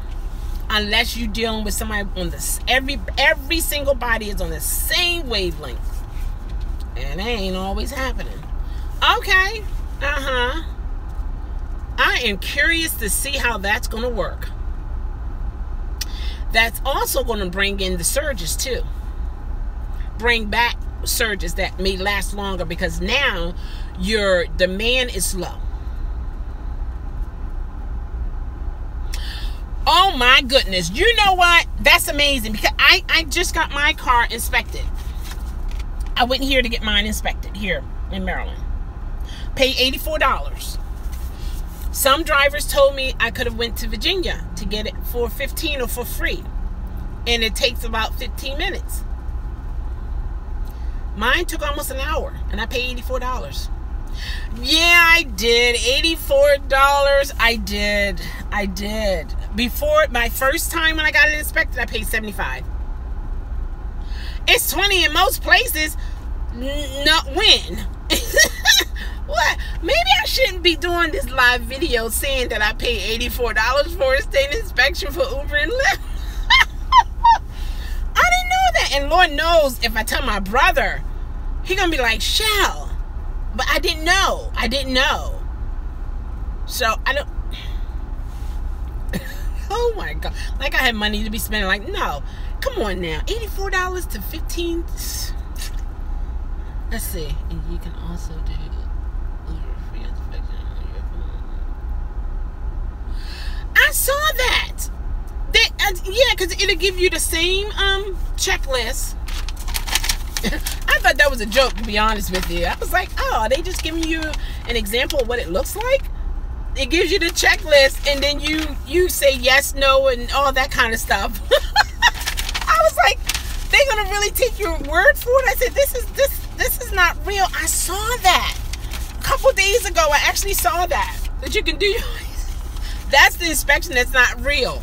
But now, if you're going to get it done for 15, I mean, this is the way I'm looking at it. The ones who do go to Virginia and it only takes like 15 minutes, I can understand that in a sense, simply because for Uber and Lyft, basically, the body of the car is no dents and dink, the bumper not dragging, everything is presentable to the eye. The passengers can be safe and check the brakes, and you should be able to go on from there. But with the state inspection that I went through, they check your odometer, make sure it's working, the steering wheel column, and your brakes, your rotor width, your pads, and that's normal. That should be, because you're driving, you're stopping, you're driving. So that's that's a safety thing. He looked at my tent. My tents are 35s, and according to his calibrator, that they, how they look at your tent.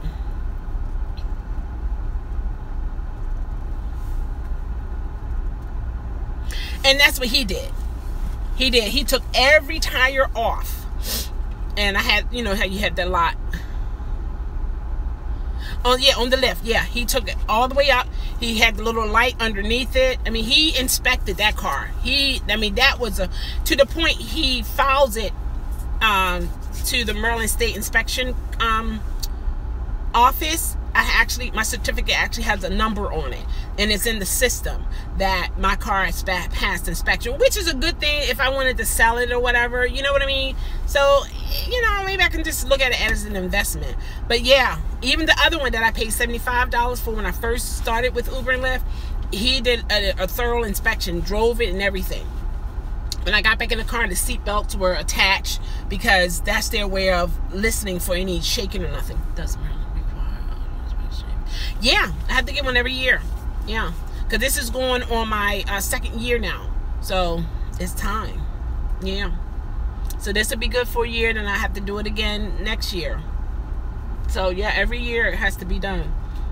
So those who are going to places and is less than that, y'all don't have to get inspected. How often do you get it inspected? Every other year? Every 2 years? What?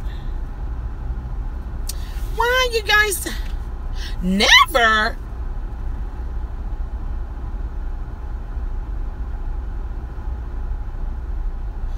Yeah, I can. In Florida, none of that? Wow. Wow. Yeah, we gotta pay.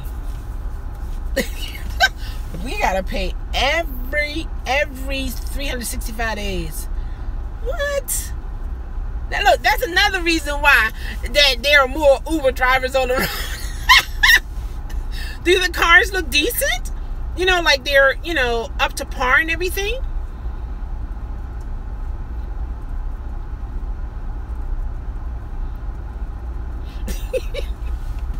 We have one of those here. Finally. Oh my goodness.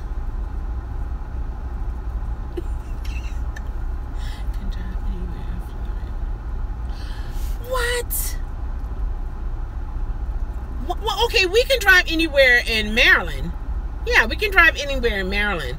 Yeah, even we can also drive in DC, and we can drive in Virginia, and we can drive in Delaware, and we can drop off in Philadelphia, Pennsylvania. For me, to be honest, this is what I think I would like to see. I would like to see that the Uber drivers and the Lyft drivers have the opportunity to go to other states to drive. Of course, there would have to be some type of collaboration, and who's going to do all that? Because probably not, because you don't want to take from those who, you know, doing it regularly. But like some states, you make more money than other states. Like, you know, sometimes when you have a blackout and they need more electricians to come to those states, and they pack up and they're staying in a hotel and they're just working and help them out, that kind of thing. If it was a city that needed more drivers, that they will allow a certain number of drivers to come in, it would be nice, and it would be like a vacation too. But then you have to have the same, every state has a different inspection criteria. Like Florida, never, so that's cool. You know, but they're like Virginia that has something, and now Virginia, we don't need them.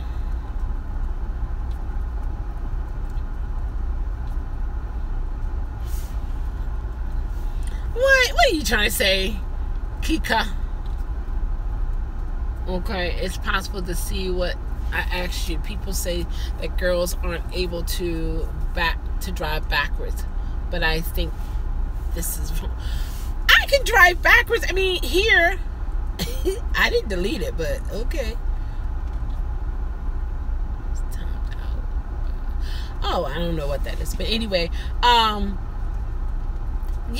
you have to learn. You have to know how to drive backwards. Here in Maryland, that's a part of the driving test. So,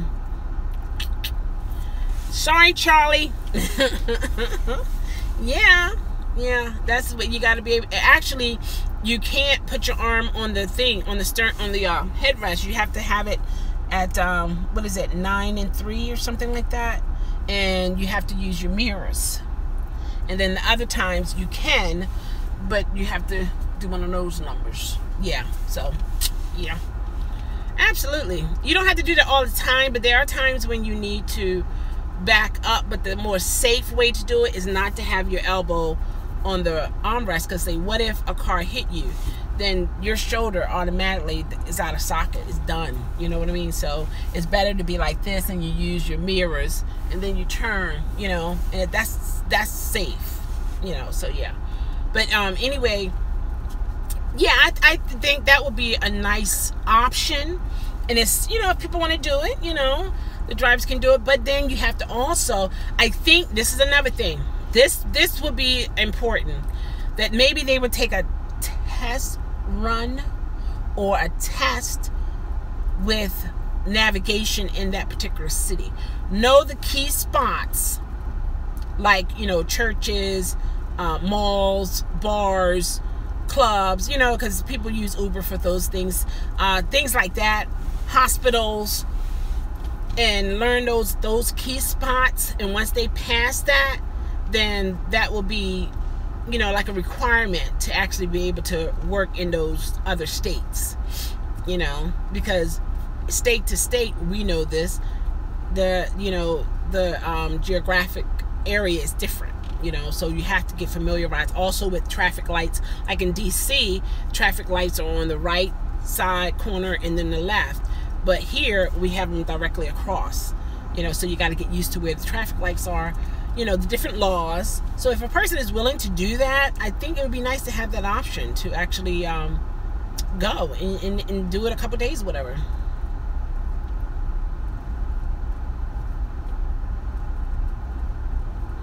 Really? How so?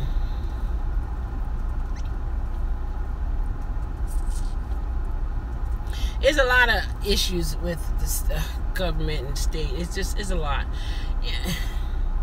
Some things it's just obvious that it's crazy, and then some things I think, okay, I'm not in their shoes, I'm not in that environment, I don't really know the root of it all. But some things are just quite obvious that it's definitely like a problem,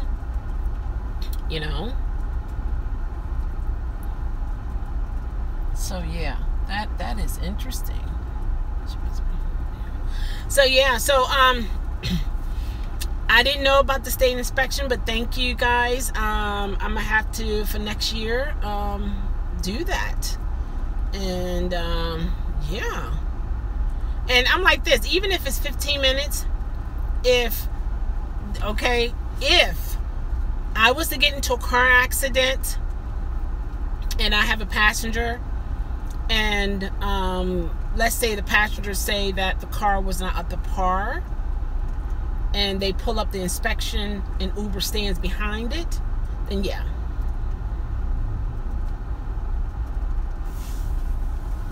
Hey, Larry. To transport people and have never received any training. What? What? Well, okay, wait a minute. Okay. Maybe I didn't block you because I'm seeing this. Maybe look, this is what I'm noticing. Every time I tap it, am I doing something when I tap over here? Okay. Oh my gosh. And I don't know, because now I'm able to move it up here, but then it's nothing. Oh, I can still move it up and down over here. Maybe tapping will cause something. What? Oh my goodness. Look, go in timeout, Larry. Oh my goodness. Wow. Okay. Wait a minute. Back to... Please, no more tapping. I know. It has to be the tapping, Oh my gosh. I tell you. Ouch. I had to spank myself. Oh my goodness. I'm so glad you were back. We all were like, what happened to Larry? Please try with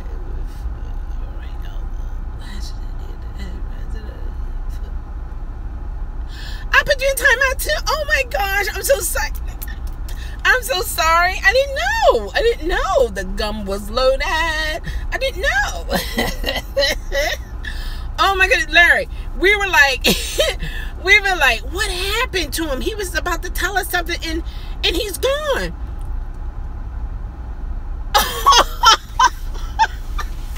Oh my gosh. Now, am I actually blocking you guys, or you just want me to spank myself? I'm sorry. I'm so sorry. I didn't know. Who knew? I didn't. Yeah. Oh my goodness, Larry. We were like, what happened to Larry? He just disappeared. He was about to tell us something. So, Larry, you have to tell us what's going on. What happened to you last night? Oh, goodness. Me so sorry. I didn't know. I did not know.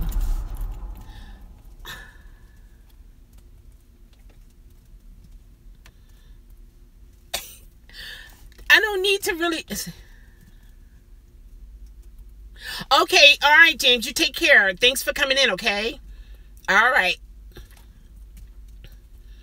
No, I don't have to do it. You know why? Because you can... So you were saying... Okay, qualify for the $300, okay? Look, I'm not even going to try to tell you. Not even going to touch it. Okay. Everybody got that, right?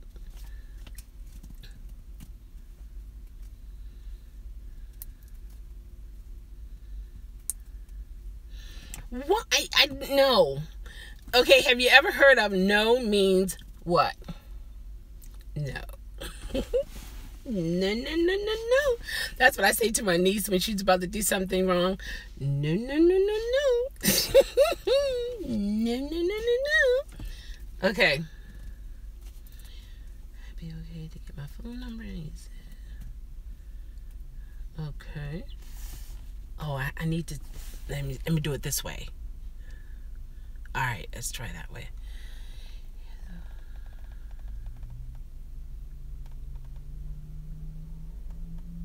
Really?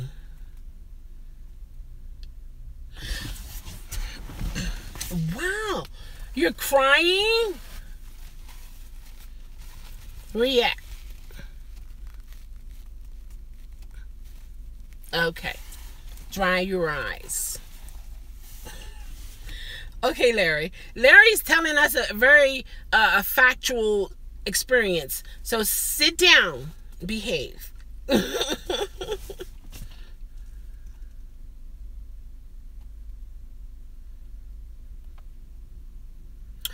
What? Oh my goodness. Those who are going to watch this video after, goes up, they're going to be like, what did Larry say? I already read about this scam a few months ago, so I was already hip to it. Wow. So what was he going to do with your information?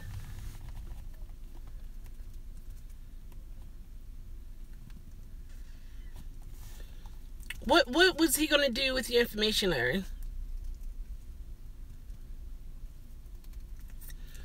Man, I'll tell anybody, like I was saying before, like once we lost Larry. You see how I put that, once we lost Larry? I didn't say I accidentally blocked him. But,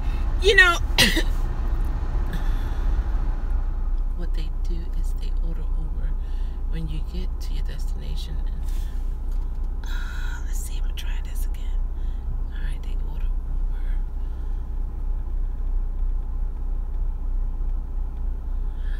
Oh. What? Let me make sure I see this right. You get to the destination, they call your phone. They go, what? They call your phone. Oh my goodness. Wow. See, now this happened to me. The person would get in the car and I would start driving, and before I got to the destination, like I was close to the destination, then they canceled the ride. And my phone, he didn't pass the phone with me. Oh, okay. And I heard my phone, you know how the phone makes a certain sound when the person cancels? And I checked my phone. I said, did you just cancel the ride? And they was like, oh.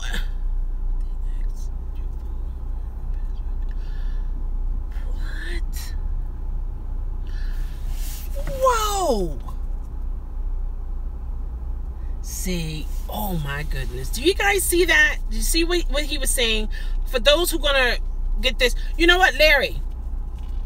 Maybe once it's uploaded, maybe you can put some information in the comment section below, because other people need to know about this. If that's something you want to do, is okay with me. Because, see, I haven't heard of that. I only experienced the one when I'm driving them, and then they will cancel the call while I'm actually driving. And then I'll say, did you cancel the call? And then they'll say, oh, did I accidentally cancel the call? I said, yes, she did. And I said, before I can go on, you need to request a call. And I'll pull over. And they'll say, oh, I'll do it, thinking I'm going to continue to drive. I actually pull over and stop and turn the car off. And they have to do it. And I'm right there, and I'll, be able to take them there. Again, people, see, this is what I'm saying. In Uber and Lyft, I don't think they really think about this. You're not just dealing with a rider and a driver. You're dealing with a rider who has some type of little hidden agendas within themselves. Some riders do, as well as some drivers.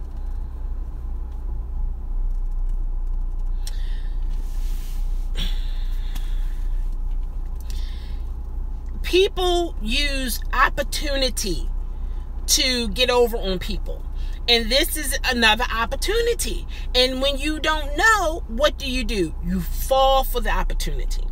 But I'm thinking to myself, you already have my personal information. You already have the card, the tag, you have all that. So what is it that you need more from me that you want me to? You already have my phone number, but technically you don't, because it goes through like the filter number. Oh my goodness. Man, oh my gosh, that makes you want to think. It makes you don't even want to share your phone number with passengers when they say, maybe I can call you, and if I need a ride somewhere, and you end up giving your number.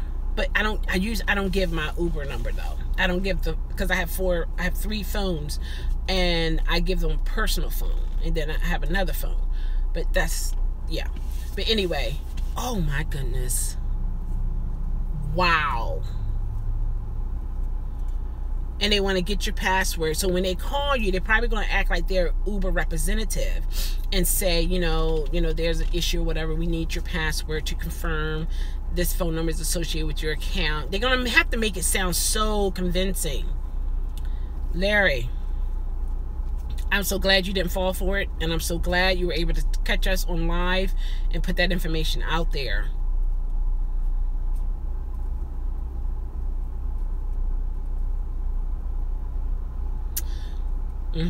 They are professional scammers. Absolutely, they are. Wow, that is so crazy. Oh, another thing we have to be aware of. Are you in here to do me harm? You know what I mean? It's like, or do you really need a ride? See, they're willing to spend money to try to what? Scam people for money.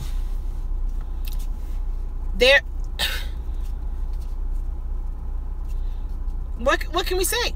You don't know who you're around. You don't know who you're next to.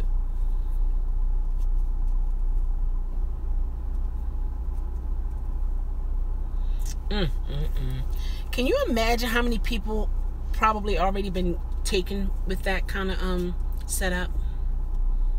Because it's easy to fall for. Now, for me, I would be skeptical, because I'm like, oh, you can call me? Uber can actually call me? Now, I know what Uber Eats. Oh, that's right. There you go. See, come on now. 2 can play at that game, and I'm going to be the smarter one. Yeah. Wow. Now, see, I would be skeptical. I was like, oh, wait a minute. Uber can call me? I know Uber Eats, yes. The representative can get in contact with you. But with Uber, I never got a call from an Uber and talk to a human being. No. So that would be like, But even though they were saying that we're going to get a 1-800 number where we can actually talk to Uber support people.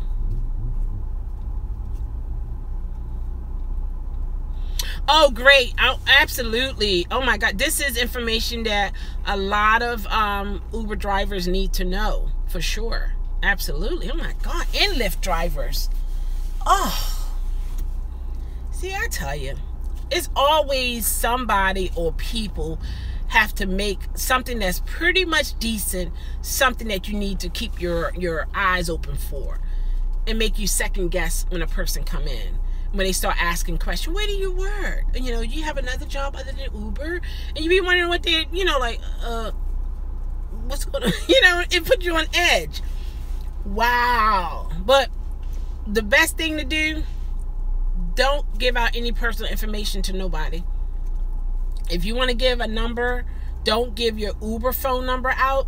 Give another phone number out, or give a fake number. Remember years ago there was a number you can give a person and they call it and it's saying like they don't want to talk to you or whatever. I don't know what that, I forgot what that number was. But you have to be careful all the way around. All the way around. All the way around. And then some people, you know, like we already know, and that's another thing I think Uber and Lyft should change. The card holder should be the only one using that card.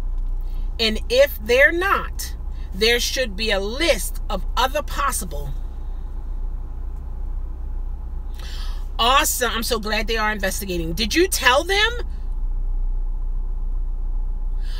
Oh, Larry. Awesome. That's awesome, Larry. Very good. That's very good. See, some people don't share things with Uber and they don't know. You know, and then some people do. But do Uber say something or do Lyft say something? I don't know. You know, but it's good to put that out there so they can be aware of that. Oh my goodness. I'm going to have to keep my eye on. You have to keep me up to date with that, Larry. Wow. That's a sad situation right there. Have you guys, any other drivers here, had that kind of experience?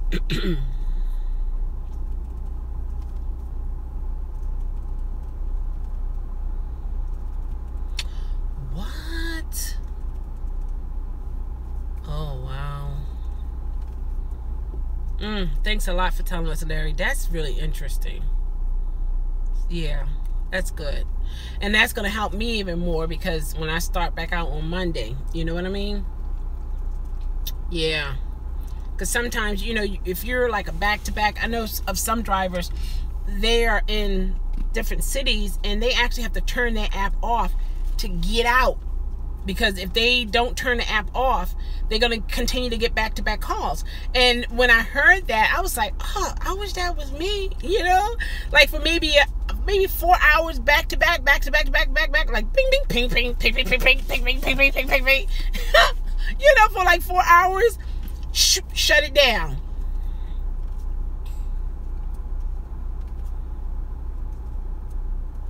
Good. Very good. Yes, indeed. A win-win. You got some needed information. I got the cancellation fee. Let's shake on it. Job done. Absolutely. I just saved you millions of dollars in customers. Yeah, how about that? Man. Wow. Now that's hopefully Rideshare guy heard your information, you know, and he can put it on his channel, you know, because he shared that.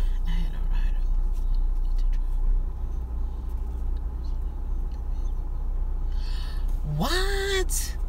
I did. I had some ladies. They had their little, maybe I'm incriminating myself. Well, I don't know exactly what was in the red cups, but they had their red cups and they was like, you're such a cool driver. You know, I wish we can just ride around with you wherever you want to go. We would go. And I'm like, huh?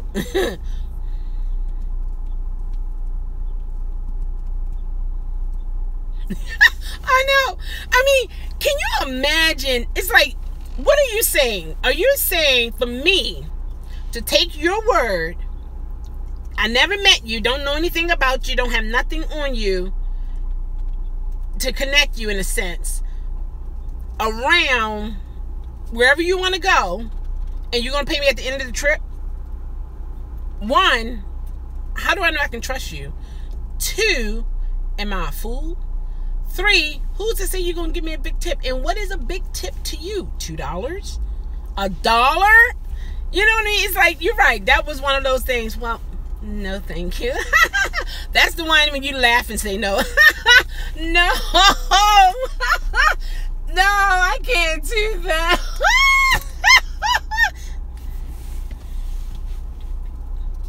Yeah, that's one of those. I'm just saying. No, I can't do it. I can't do it. Maybe there are other drivers that will, you know, be able to do that for you, but I can't. Yeah.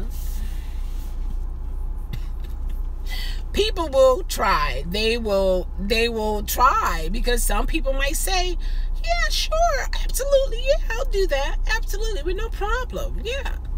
You know, but no way.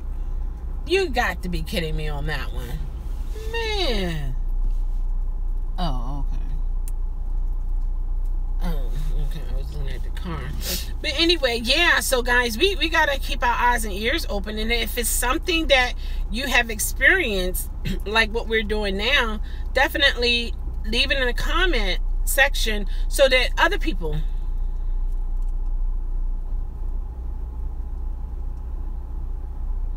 Yeah. Because and you know, I mean, in a sense, I can understand, you know, because she may have used Uber several times and she finally got you know, person who they feel comfortable with, and you know, they like your environment, the energy is good. It's like, oh, if I ever have to go somewhere, I want that person to take me. I can understand that. But you, for one, yeah, you might be giving me some dollars, but there's a possibility I could be making more, you know, on a couple runs and make even more money, you know, that kind of thing, you know. And then for me, it just makes me seem like you're buying me.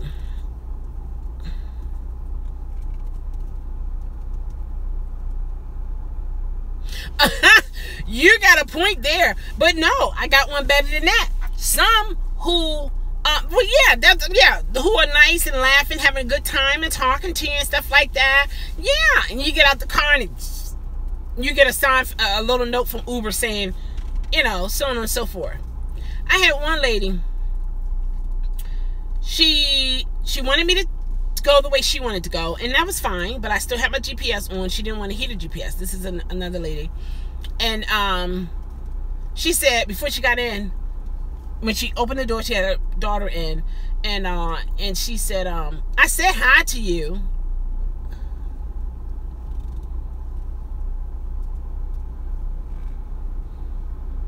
Yeah, you're right. And some of these riders, they think some of us drivers are stupid and dumb, and like, why would you be willing to take people places? Some riders' mentality is just off. They also don't want to pay Uber fees. Yep, that's true. That is so true.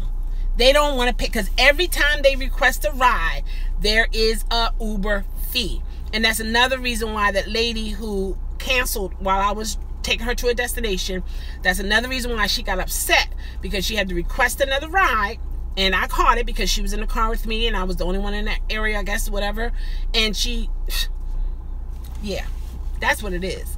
And also, when it comes to passengers who are getting in a 5-passenger capacity car, and it's like 6 or 7 of them, they don't want to pay for another driver, because that's another fee as well as more money. So they're trying to just pack themselves in as starting, oh, I'll sit on her lap, I'll sit on his lap, because we got to say no. Because if a police officer stops us, they're not going to look at them. Who's behind the wheel? You're going to be at fault. So it's better to save yourself and to save your license and the points on your license. You got to say no. They may hate you or don't like you or whatever. Oh, well, life goes on. You know, life goes on. No, it's not happening. Sorry. And some, they'll see you coming and they'll see me, okay, black, I'm all fluffy, I'm smiling, you know. Oh, yeah, we can get over her. Yeah, they'll do that.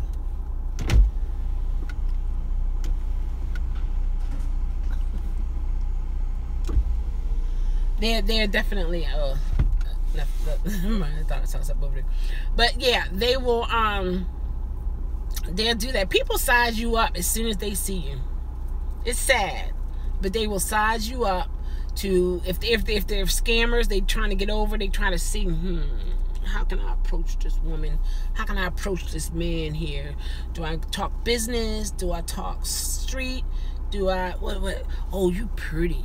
Oh, you cute. You got some pretty eyes. You know what I mean? They try to find the key that they can use to get in. I picked up at one. She had two kids in her. Oh, let me make sure I do this right.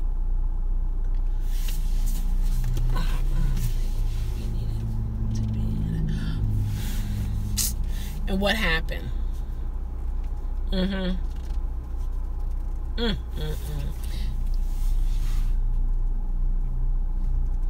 I know, I've been there too. I've been there. In the beginning, I've been there. I was like, oh, I was praying, please, Jesus, don't let us get no accident, you know. And I'm like, you know, being extra careful because it's like, this child is not in the seat, you know. I was told Uber has collapsible car seats. But if the rider use it, they're charged $10, and a lot of the riders, you know. No, I can never be angry with you. I don't know you. I didn't mean to block you. That was a mistake. Now, I may not tell you that because maybe I should have blocked you. I don't know at this point. But anyway, behave yourself. Yeah. Yeah, I had that situation, and I actually told one lady I was on Madison Street, and she was coming out of the projects, townhouse projects. I don't know what you call it, but I'm just saying it was housing.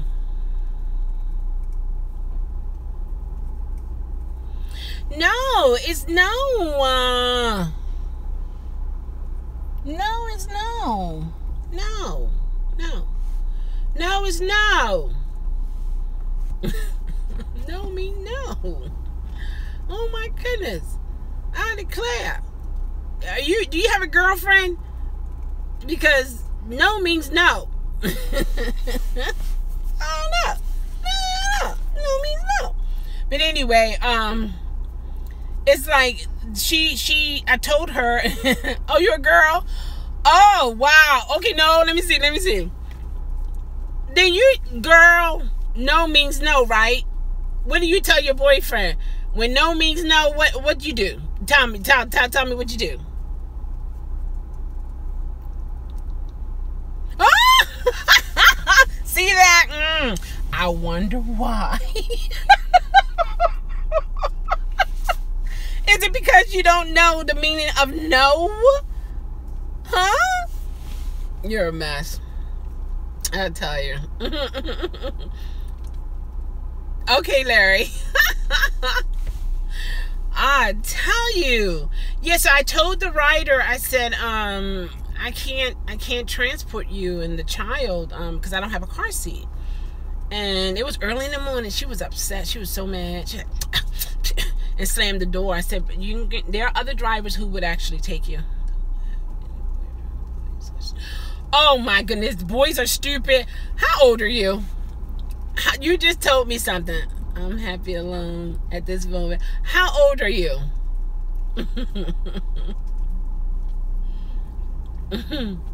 How old are you?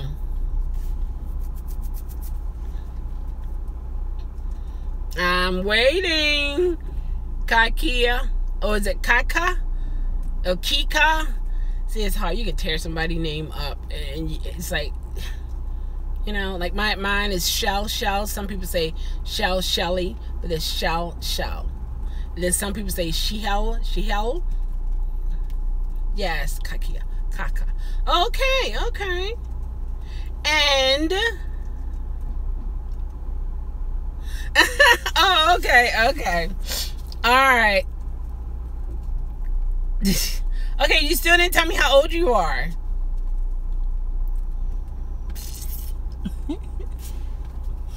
Velma. Call me Kiki. Easier. Okay. No, I don't want easier. We get bad ratings if we have a friend. Well, you know, I thought of that in the beginning because, you know, we find ourselves in some unfavorable areas without us knowing it because we don't know where we're going. You know, like when we pick a person up, we don't know the destination until they get in, and sometimes it's not even there. They have to tell you, and then you have to put it in. You know, I had hoped that was an option, but I'm thinking about the rider. For one, you both are strangers. And for some Caucasian people, that can be very intimidating to see two males in the car, and then she could be a female, or even if it's two African American males in a car, and he's a male. You understand what I'm saying? In terms of looking at the ratio, some people can feel intimidated. Then you look on the other side. Okay, the driver is always maybe 1-to-1, 3-to-4, 6-to-1. You know, we're always on the low end because we can hold, like my car can hold up to 5, so 5-to-1. So, but on a rider side,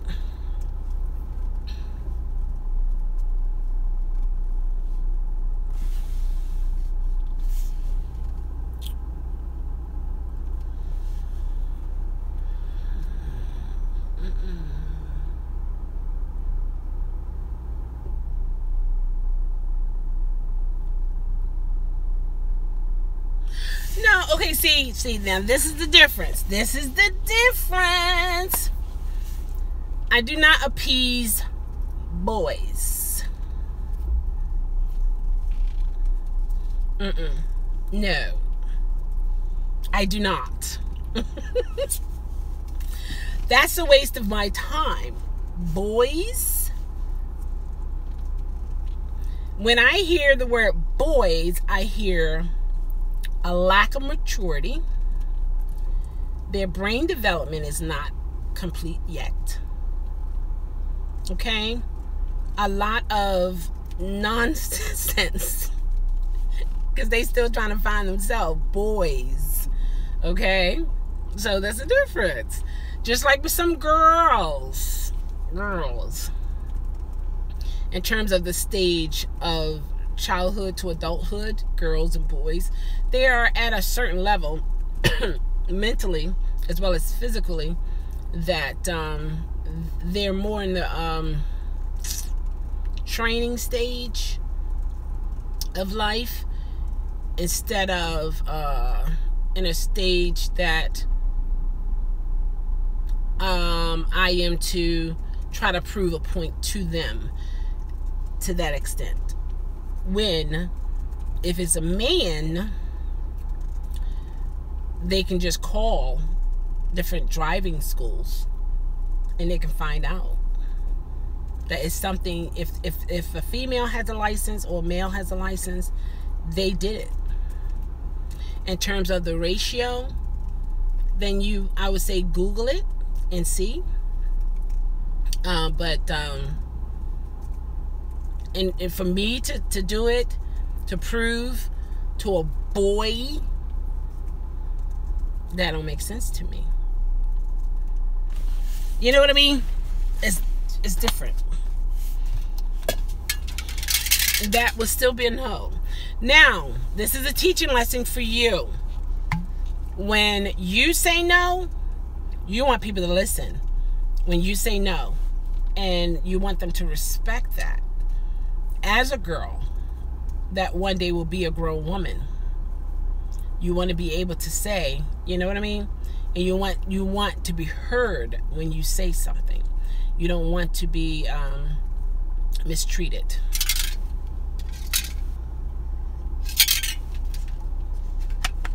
You understand what I'm saying?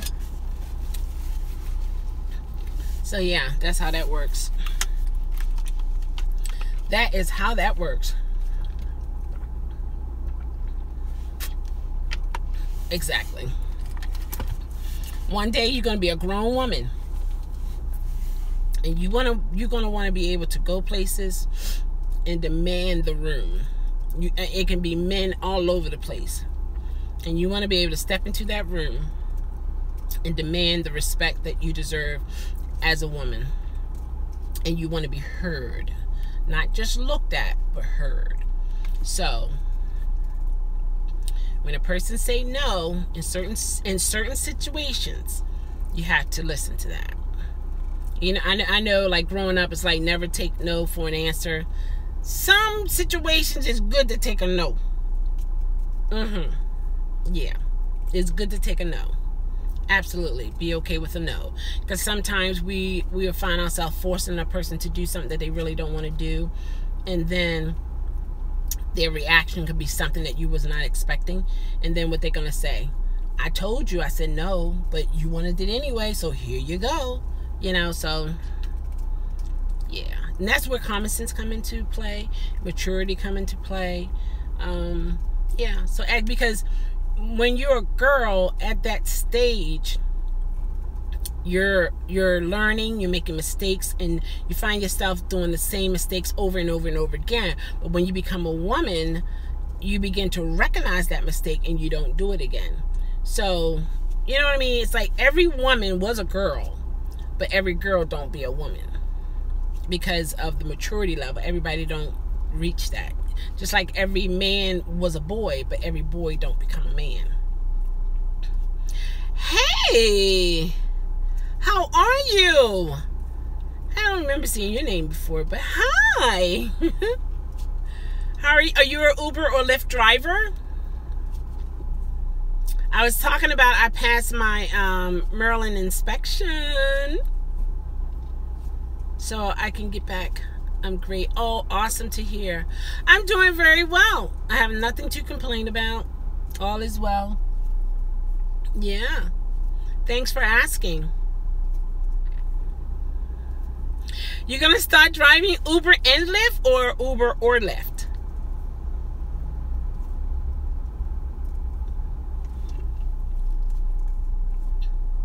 Which one?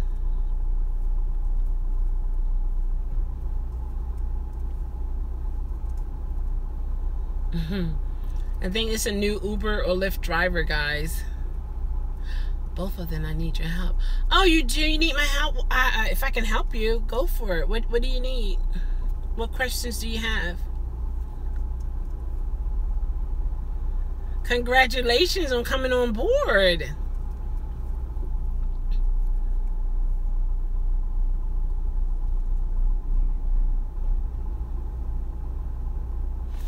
All right, you have pizza. I know that's right. I know that pizza was good too. It was thin crust. It was good. It was really. I know. You know, I have another channel where I eat food. Is mukbang and also ASMR. And there is a lot of people that love to see people enjoy food, and then there is a group of people who they become relaxed when they hear certain sounds. You know, like sometimes if you hear the waterfall, it helps relaxes you. ASMR is similar to that. It triggers tingling sensations in your brain that causes you to relax. You know, so yeah, I do that too. It's ASMR shell, like CHELLE. I'm on there. Yeah, and I eat, you know, different food and do grocery hauls, a different thing, because they like the sound of like me doing this. For some people, that's very relaxing. I have some yeah, thanks. Yeah, I have some subscribers who have children that are, you know, kind of like they let's see, they have impairments, whereas that helps them. I will work in Wednesday, Thursday as a full-time, and then weekend I will work for 11. Go ahead now, you got yourself. How much do you think that I can make? Oh wow, if you're trying to go like that, okay, thank you for your help. Oh, you're welcome. If you're trying to do something like that, okay, it can vary. I know you can walk away no less than 500. I'm just saying on the minimum thing, no less than 500. With that type of schedule, and you saying that you're gonna just like pretty much full time, like you're gonna be out there, it varies. I mean, because you're in it, you know. So, man, I would like for you, if you don't mind, you can like Monday, Wednesday when you get paid, that you can, you don't have to put exact, you know what I mean, but put it out there how much you actually made. Yeah. Yep. I used to do like 3 350, 372 in like 2 days, sometimes 3 days. It varies. Like for me, I like my mornings. Maybe I shouldn't tell people that, but it's okay. What's for me, God gonna bless me to get it. But I like my mornings, and I do my best for me in the mornings. When it comes to after midnight, I do okay, but I guess, all right, and there's another thing. Oh, yeah. I'm grateful. Truly, when I say grateful, I'm from the heart grateful, you know. But for me, like the nightlife, I did some of the nightlife, but my experience is it wasn't like back-to-back calls. I would get a call and it would take me like maybe out to Towson or to Columbia at night, and I didn't feel comfortable at doing that because I'm on the Beltway and it's dark, and then the person, his sister was dying of cancer, so he was intoxicated, and you know, it's a lot of for me, it was a lot of responsibility for me at that time of night on the Beltway. But I did it, and I've done it more than once, more than twice. So I like to do the morning time. There's not a lot of cars out there. I find myself being able to flow and catch a lot of calls during that time. So that works for me. Some people, the nightlife, that's like heaven for them, you know. So you just got to find your niche and get a pattern that's going to work for you, you know. And that's another thing with every driver don't do absolutely the same thing. And then every driver is not going to tell you his or her spots because they got that shut down. And then some are part of the fleet, and they have friends that are part of the fleet that's on their account.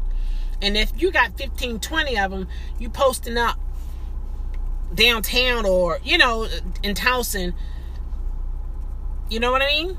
You're in it.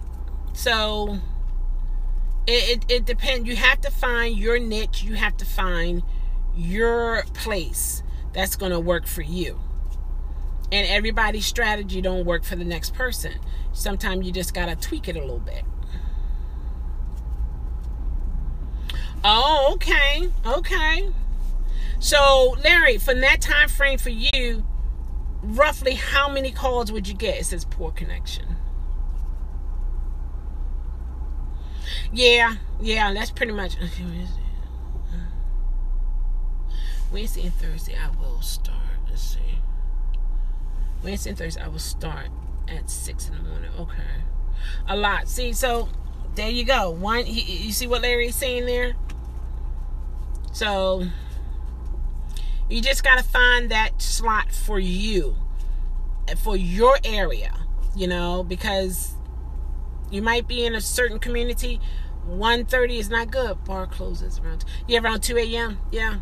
And then some of the workers, I found out, they getting off like 3:30, sometimes 4 in the morning, because they got to shut it down and count money. You know, they got things that they got to do, and then they're able to go home. So around that time, you're dealing with people coming home from work and going to work. Yeah. So it varies. It's one of those things that the sky is truly the limit, because you just don't know. You can get one right, like the guy thought he was taking the person. That is awesome, Larry. That is awesome. Where do you live, Larry?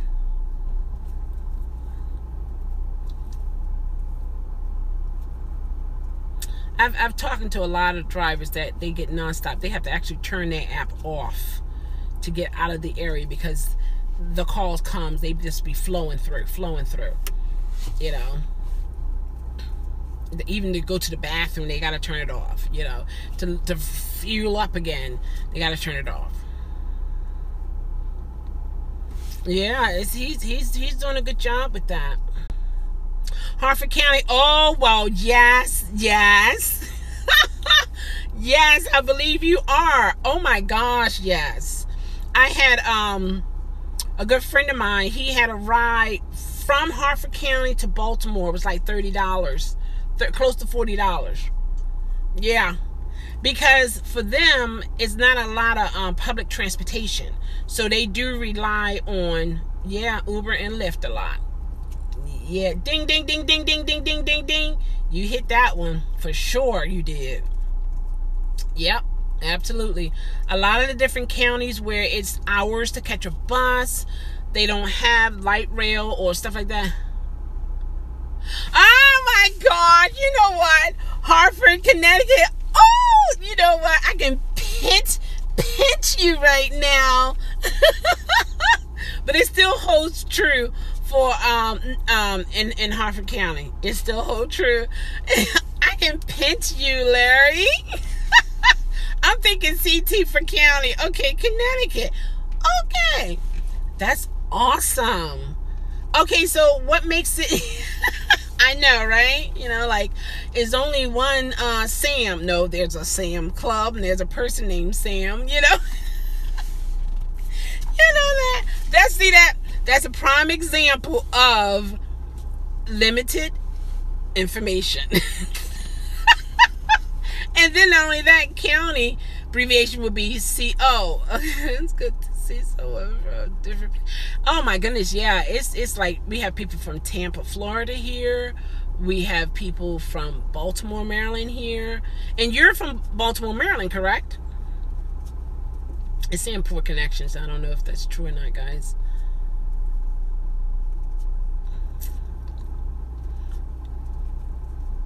Abdul, are you from Baltimore?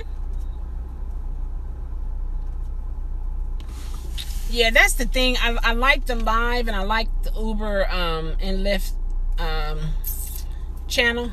Oh, okay, awesome. That's cool. I like the Uber and Lyft channel where we are able to communicate and share our experiences and all, and it helps a lot. And Abdul, when this upload, make sure you check out Larry Hurst's comment.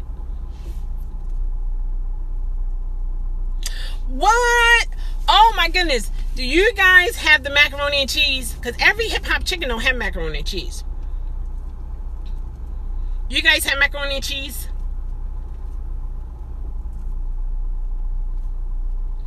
I love the steak, fish, the nuggets. Man, oh man. The fish is delicious. I don't like a lot of the seasoning on it because I like to taste the fish, you know. Really? Wow. Where are you? Liberty Road, Eastern Avenue, Moravia. I can't think of anything else. That's kind of sad. Where are you? Which Popeye's chicken? I'm Hip Hop Chicken. Oop. Hip Hop Chicken. They have one 40. 40? Yeah. They everywhere. I like the chicken. I like the fish. I like the French fries. I don't like the bread, you know, but I guess that comes in handy if you're feeding a larger family. You know, the bread and the French fries, that's, you know, like a filler. I can understand that. Wow. Do they give you guys a discount on the food? That's an awesome place to work too. I can imagine. I mean, and they know how to drop the fish and the chicken like nothing. And the next thing you know, you're not, you know, they pretty fast. It's pretty cool. I like Hip Hop Chicken. I wonder if Uber would ever get them on there. I was the manager on the Liberty program, so by now I'm working in the Top Shop. Oh my gosh, yeah. Wow, you've been around. Wow, yeah, the motor vehicle place right there. Yep. Hilltop Shopping Center. I am familiar. And that's another place you can set up shop too. Because there are people catching the bus trying to get there. And then some, you know, they got to leave. You know, they leave to go different places and stuff. So that's not a bad place. You know, I mean, you got to be aware. You understand what I'm saying. And that's anywhere. You can be in the suburbs, you still got to be aware, because you're dealing with people who you don't know and they don't know you. Some people can be in the suburbs and you feel like, your defense is down, you have nothing to worry about. But that's not always true, because you have people still trying to play games. Still got to play games. Every person of color is not out to get you or rob you. There are people who are not of color that is out to get you and rob you as well. So it's like you just got to be careful wherever you are, whatever, whoever you're dealing with, period. And then with this is public. And the other guy was saying from Florida, he said he never had any training or anything to do Uber. For me, now with Uber, all I did is send pictures. They never got in the car with me. No representative never got in the car with me to make sure that I can drive. They just looked at paperwork and confirmed accordingly. But with Lyft, the man came, he took pictures, looked inside of the car, and I drove around and all that kind of stuff. So yeah, Lyft is a little bit more, it's different. It's a little bit more detailed, which I think makes sense. For one, you get an idea the environment of the car because of the smells and stuff like that. We're in that kind of time, and you are seeing a little bit of their driving skills. Yeah, I think that's a good thing. I think that's something that Uber should do. Have a representative, but see, I know with Uber, I believe. Okay. I think with any business, the strategy is, let's bring in a lot of the money, but let's not put too much out. That kind of thing. And for Uber, they would have to put more out, because now they're going to have to employ drivers or individuals to meet the new drivers, or the ones that might be one. Got a new car and clean. What? Is it a lease car or it's a car you bought?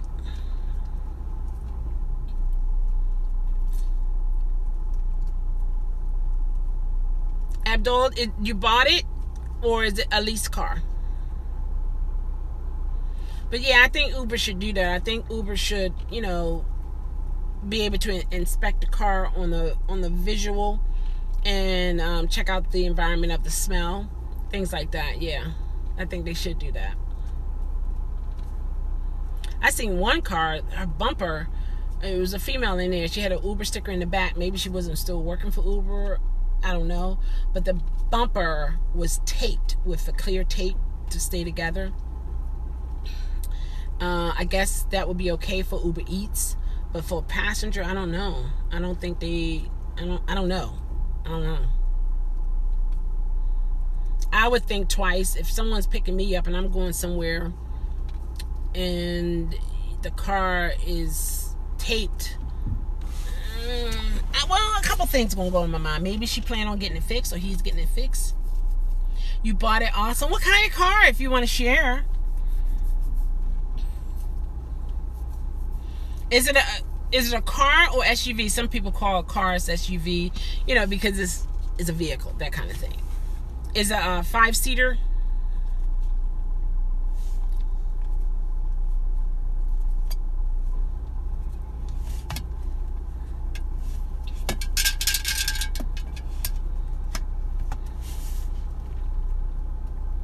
That's cool.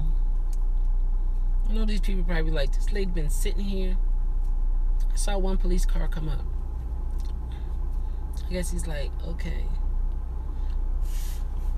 what is this lady up to?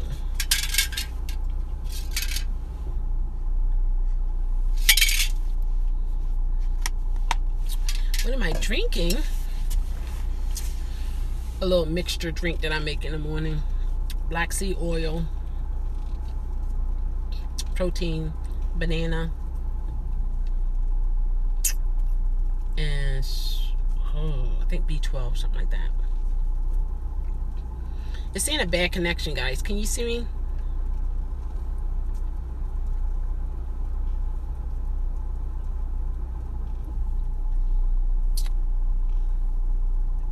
That's a nice SUV. Can you see me, guys? Oh, it's a car. Okay. It's saying very bad connection.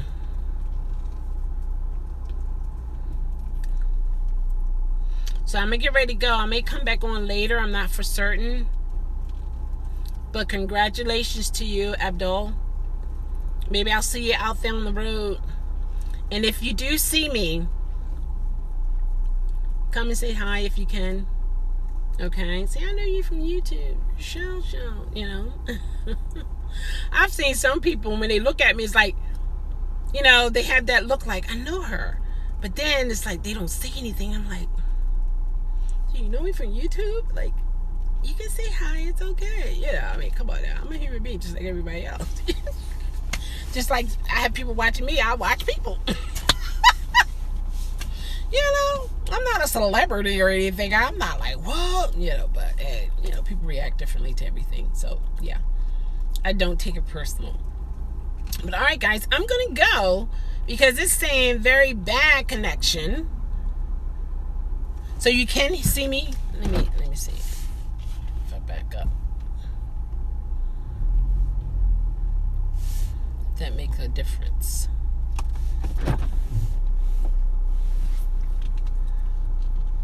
I don't know. Still saying bad connection.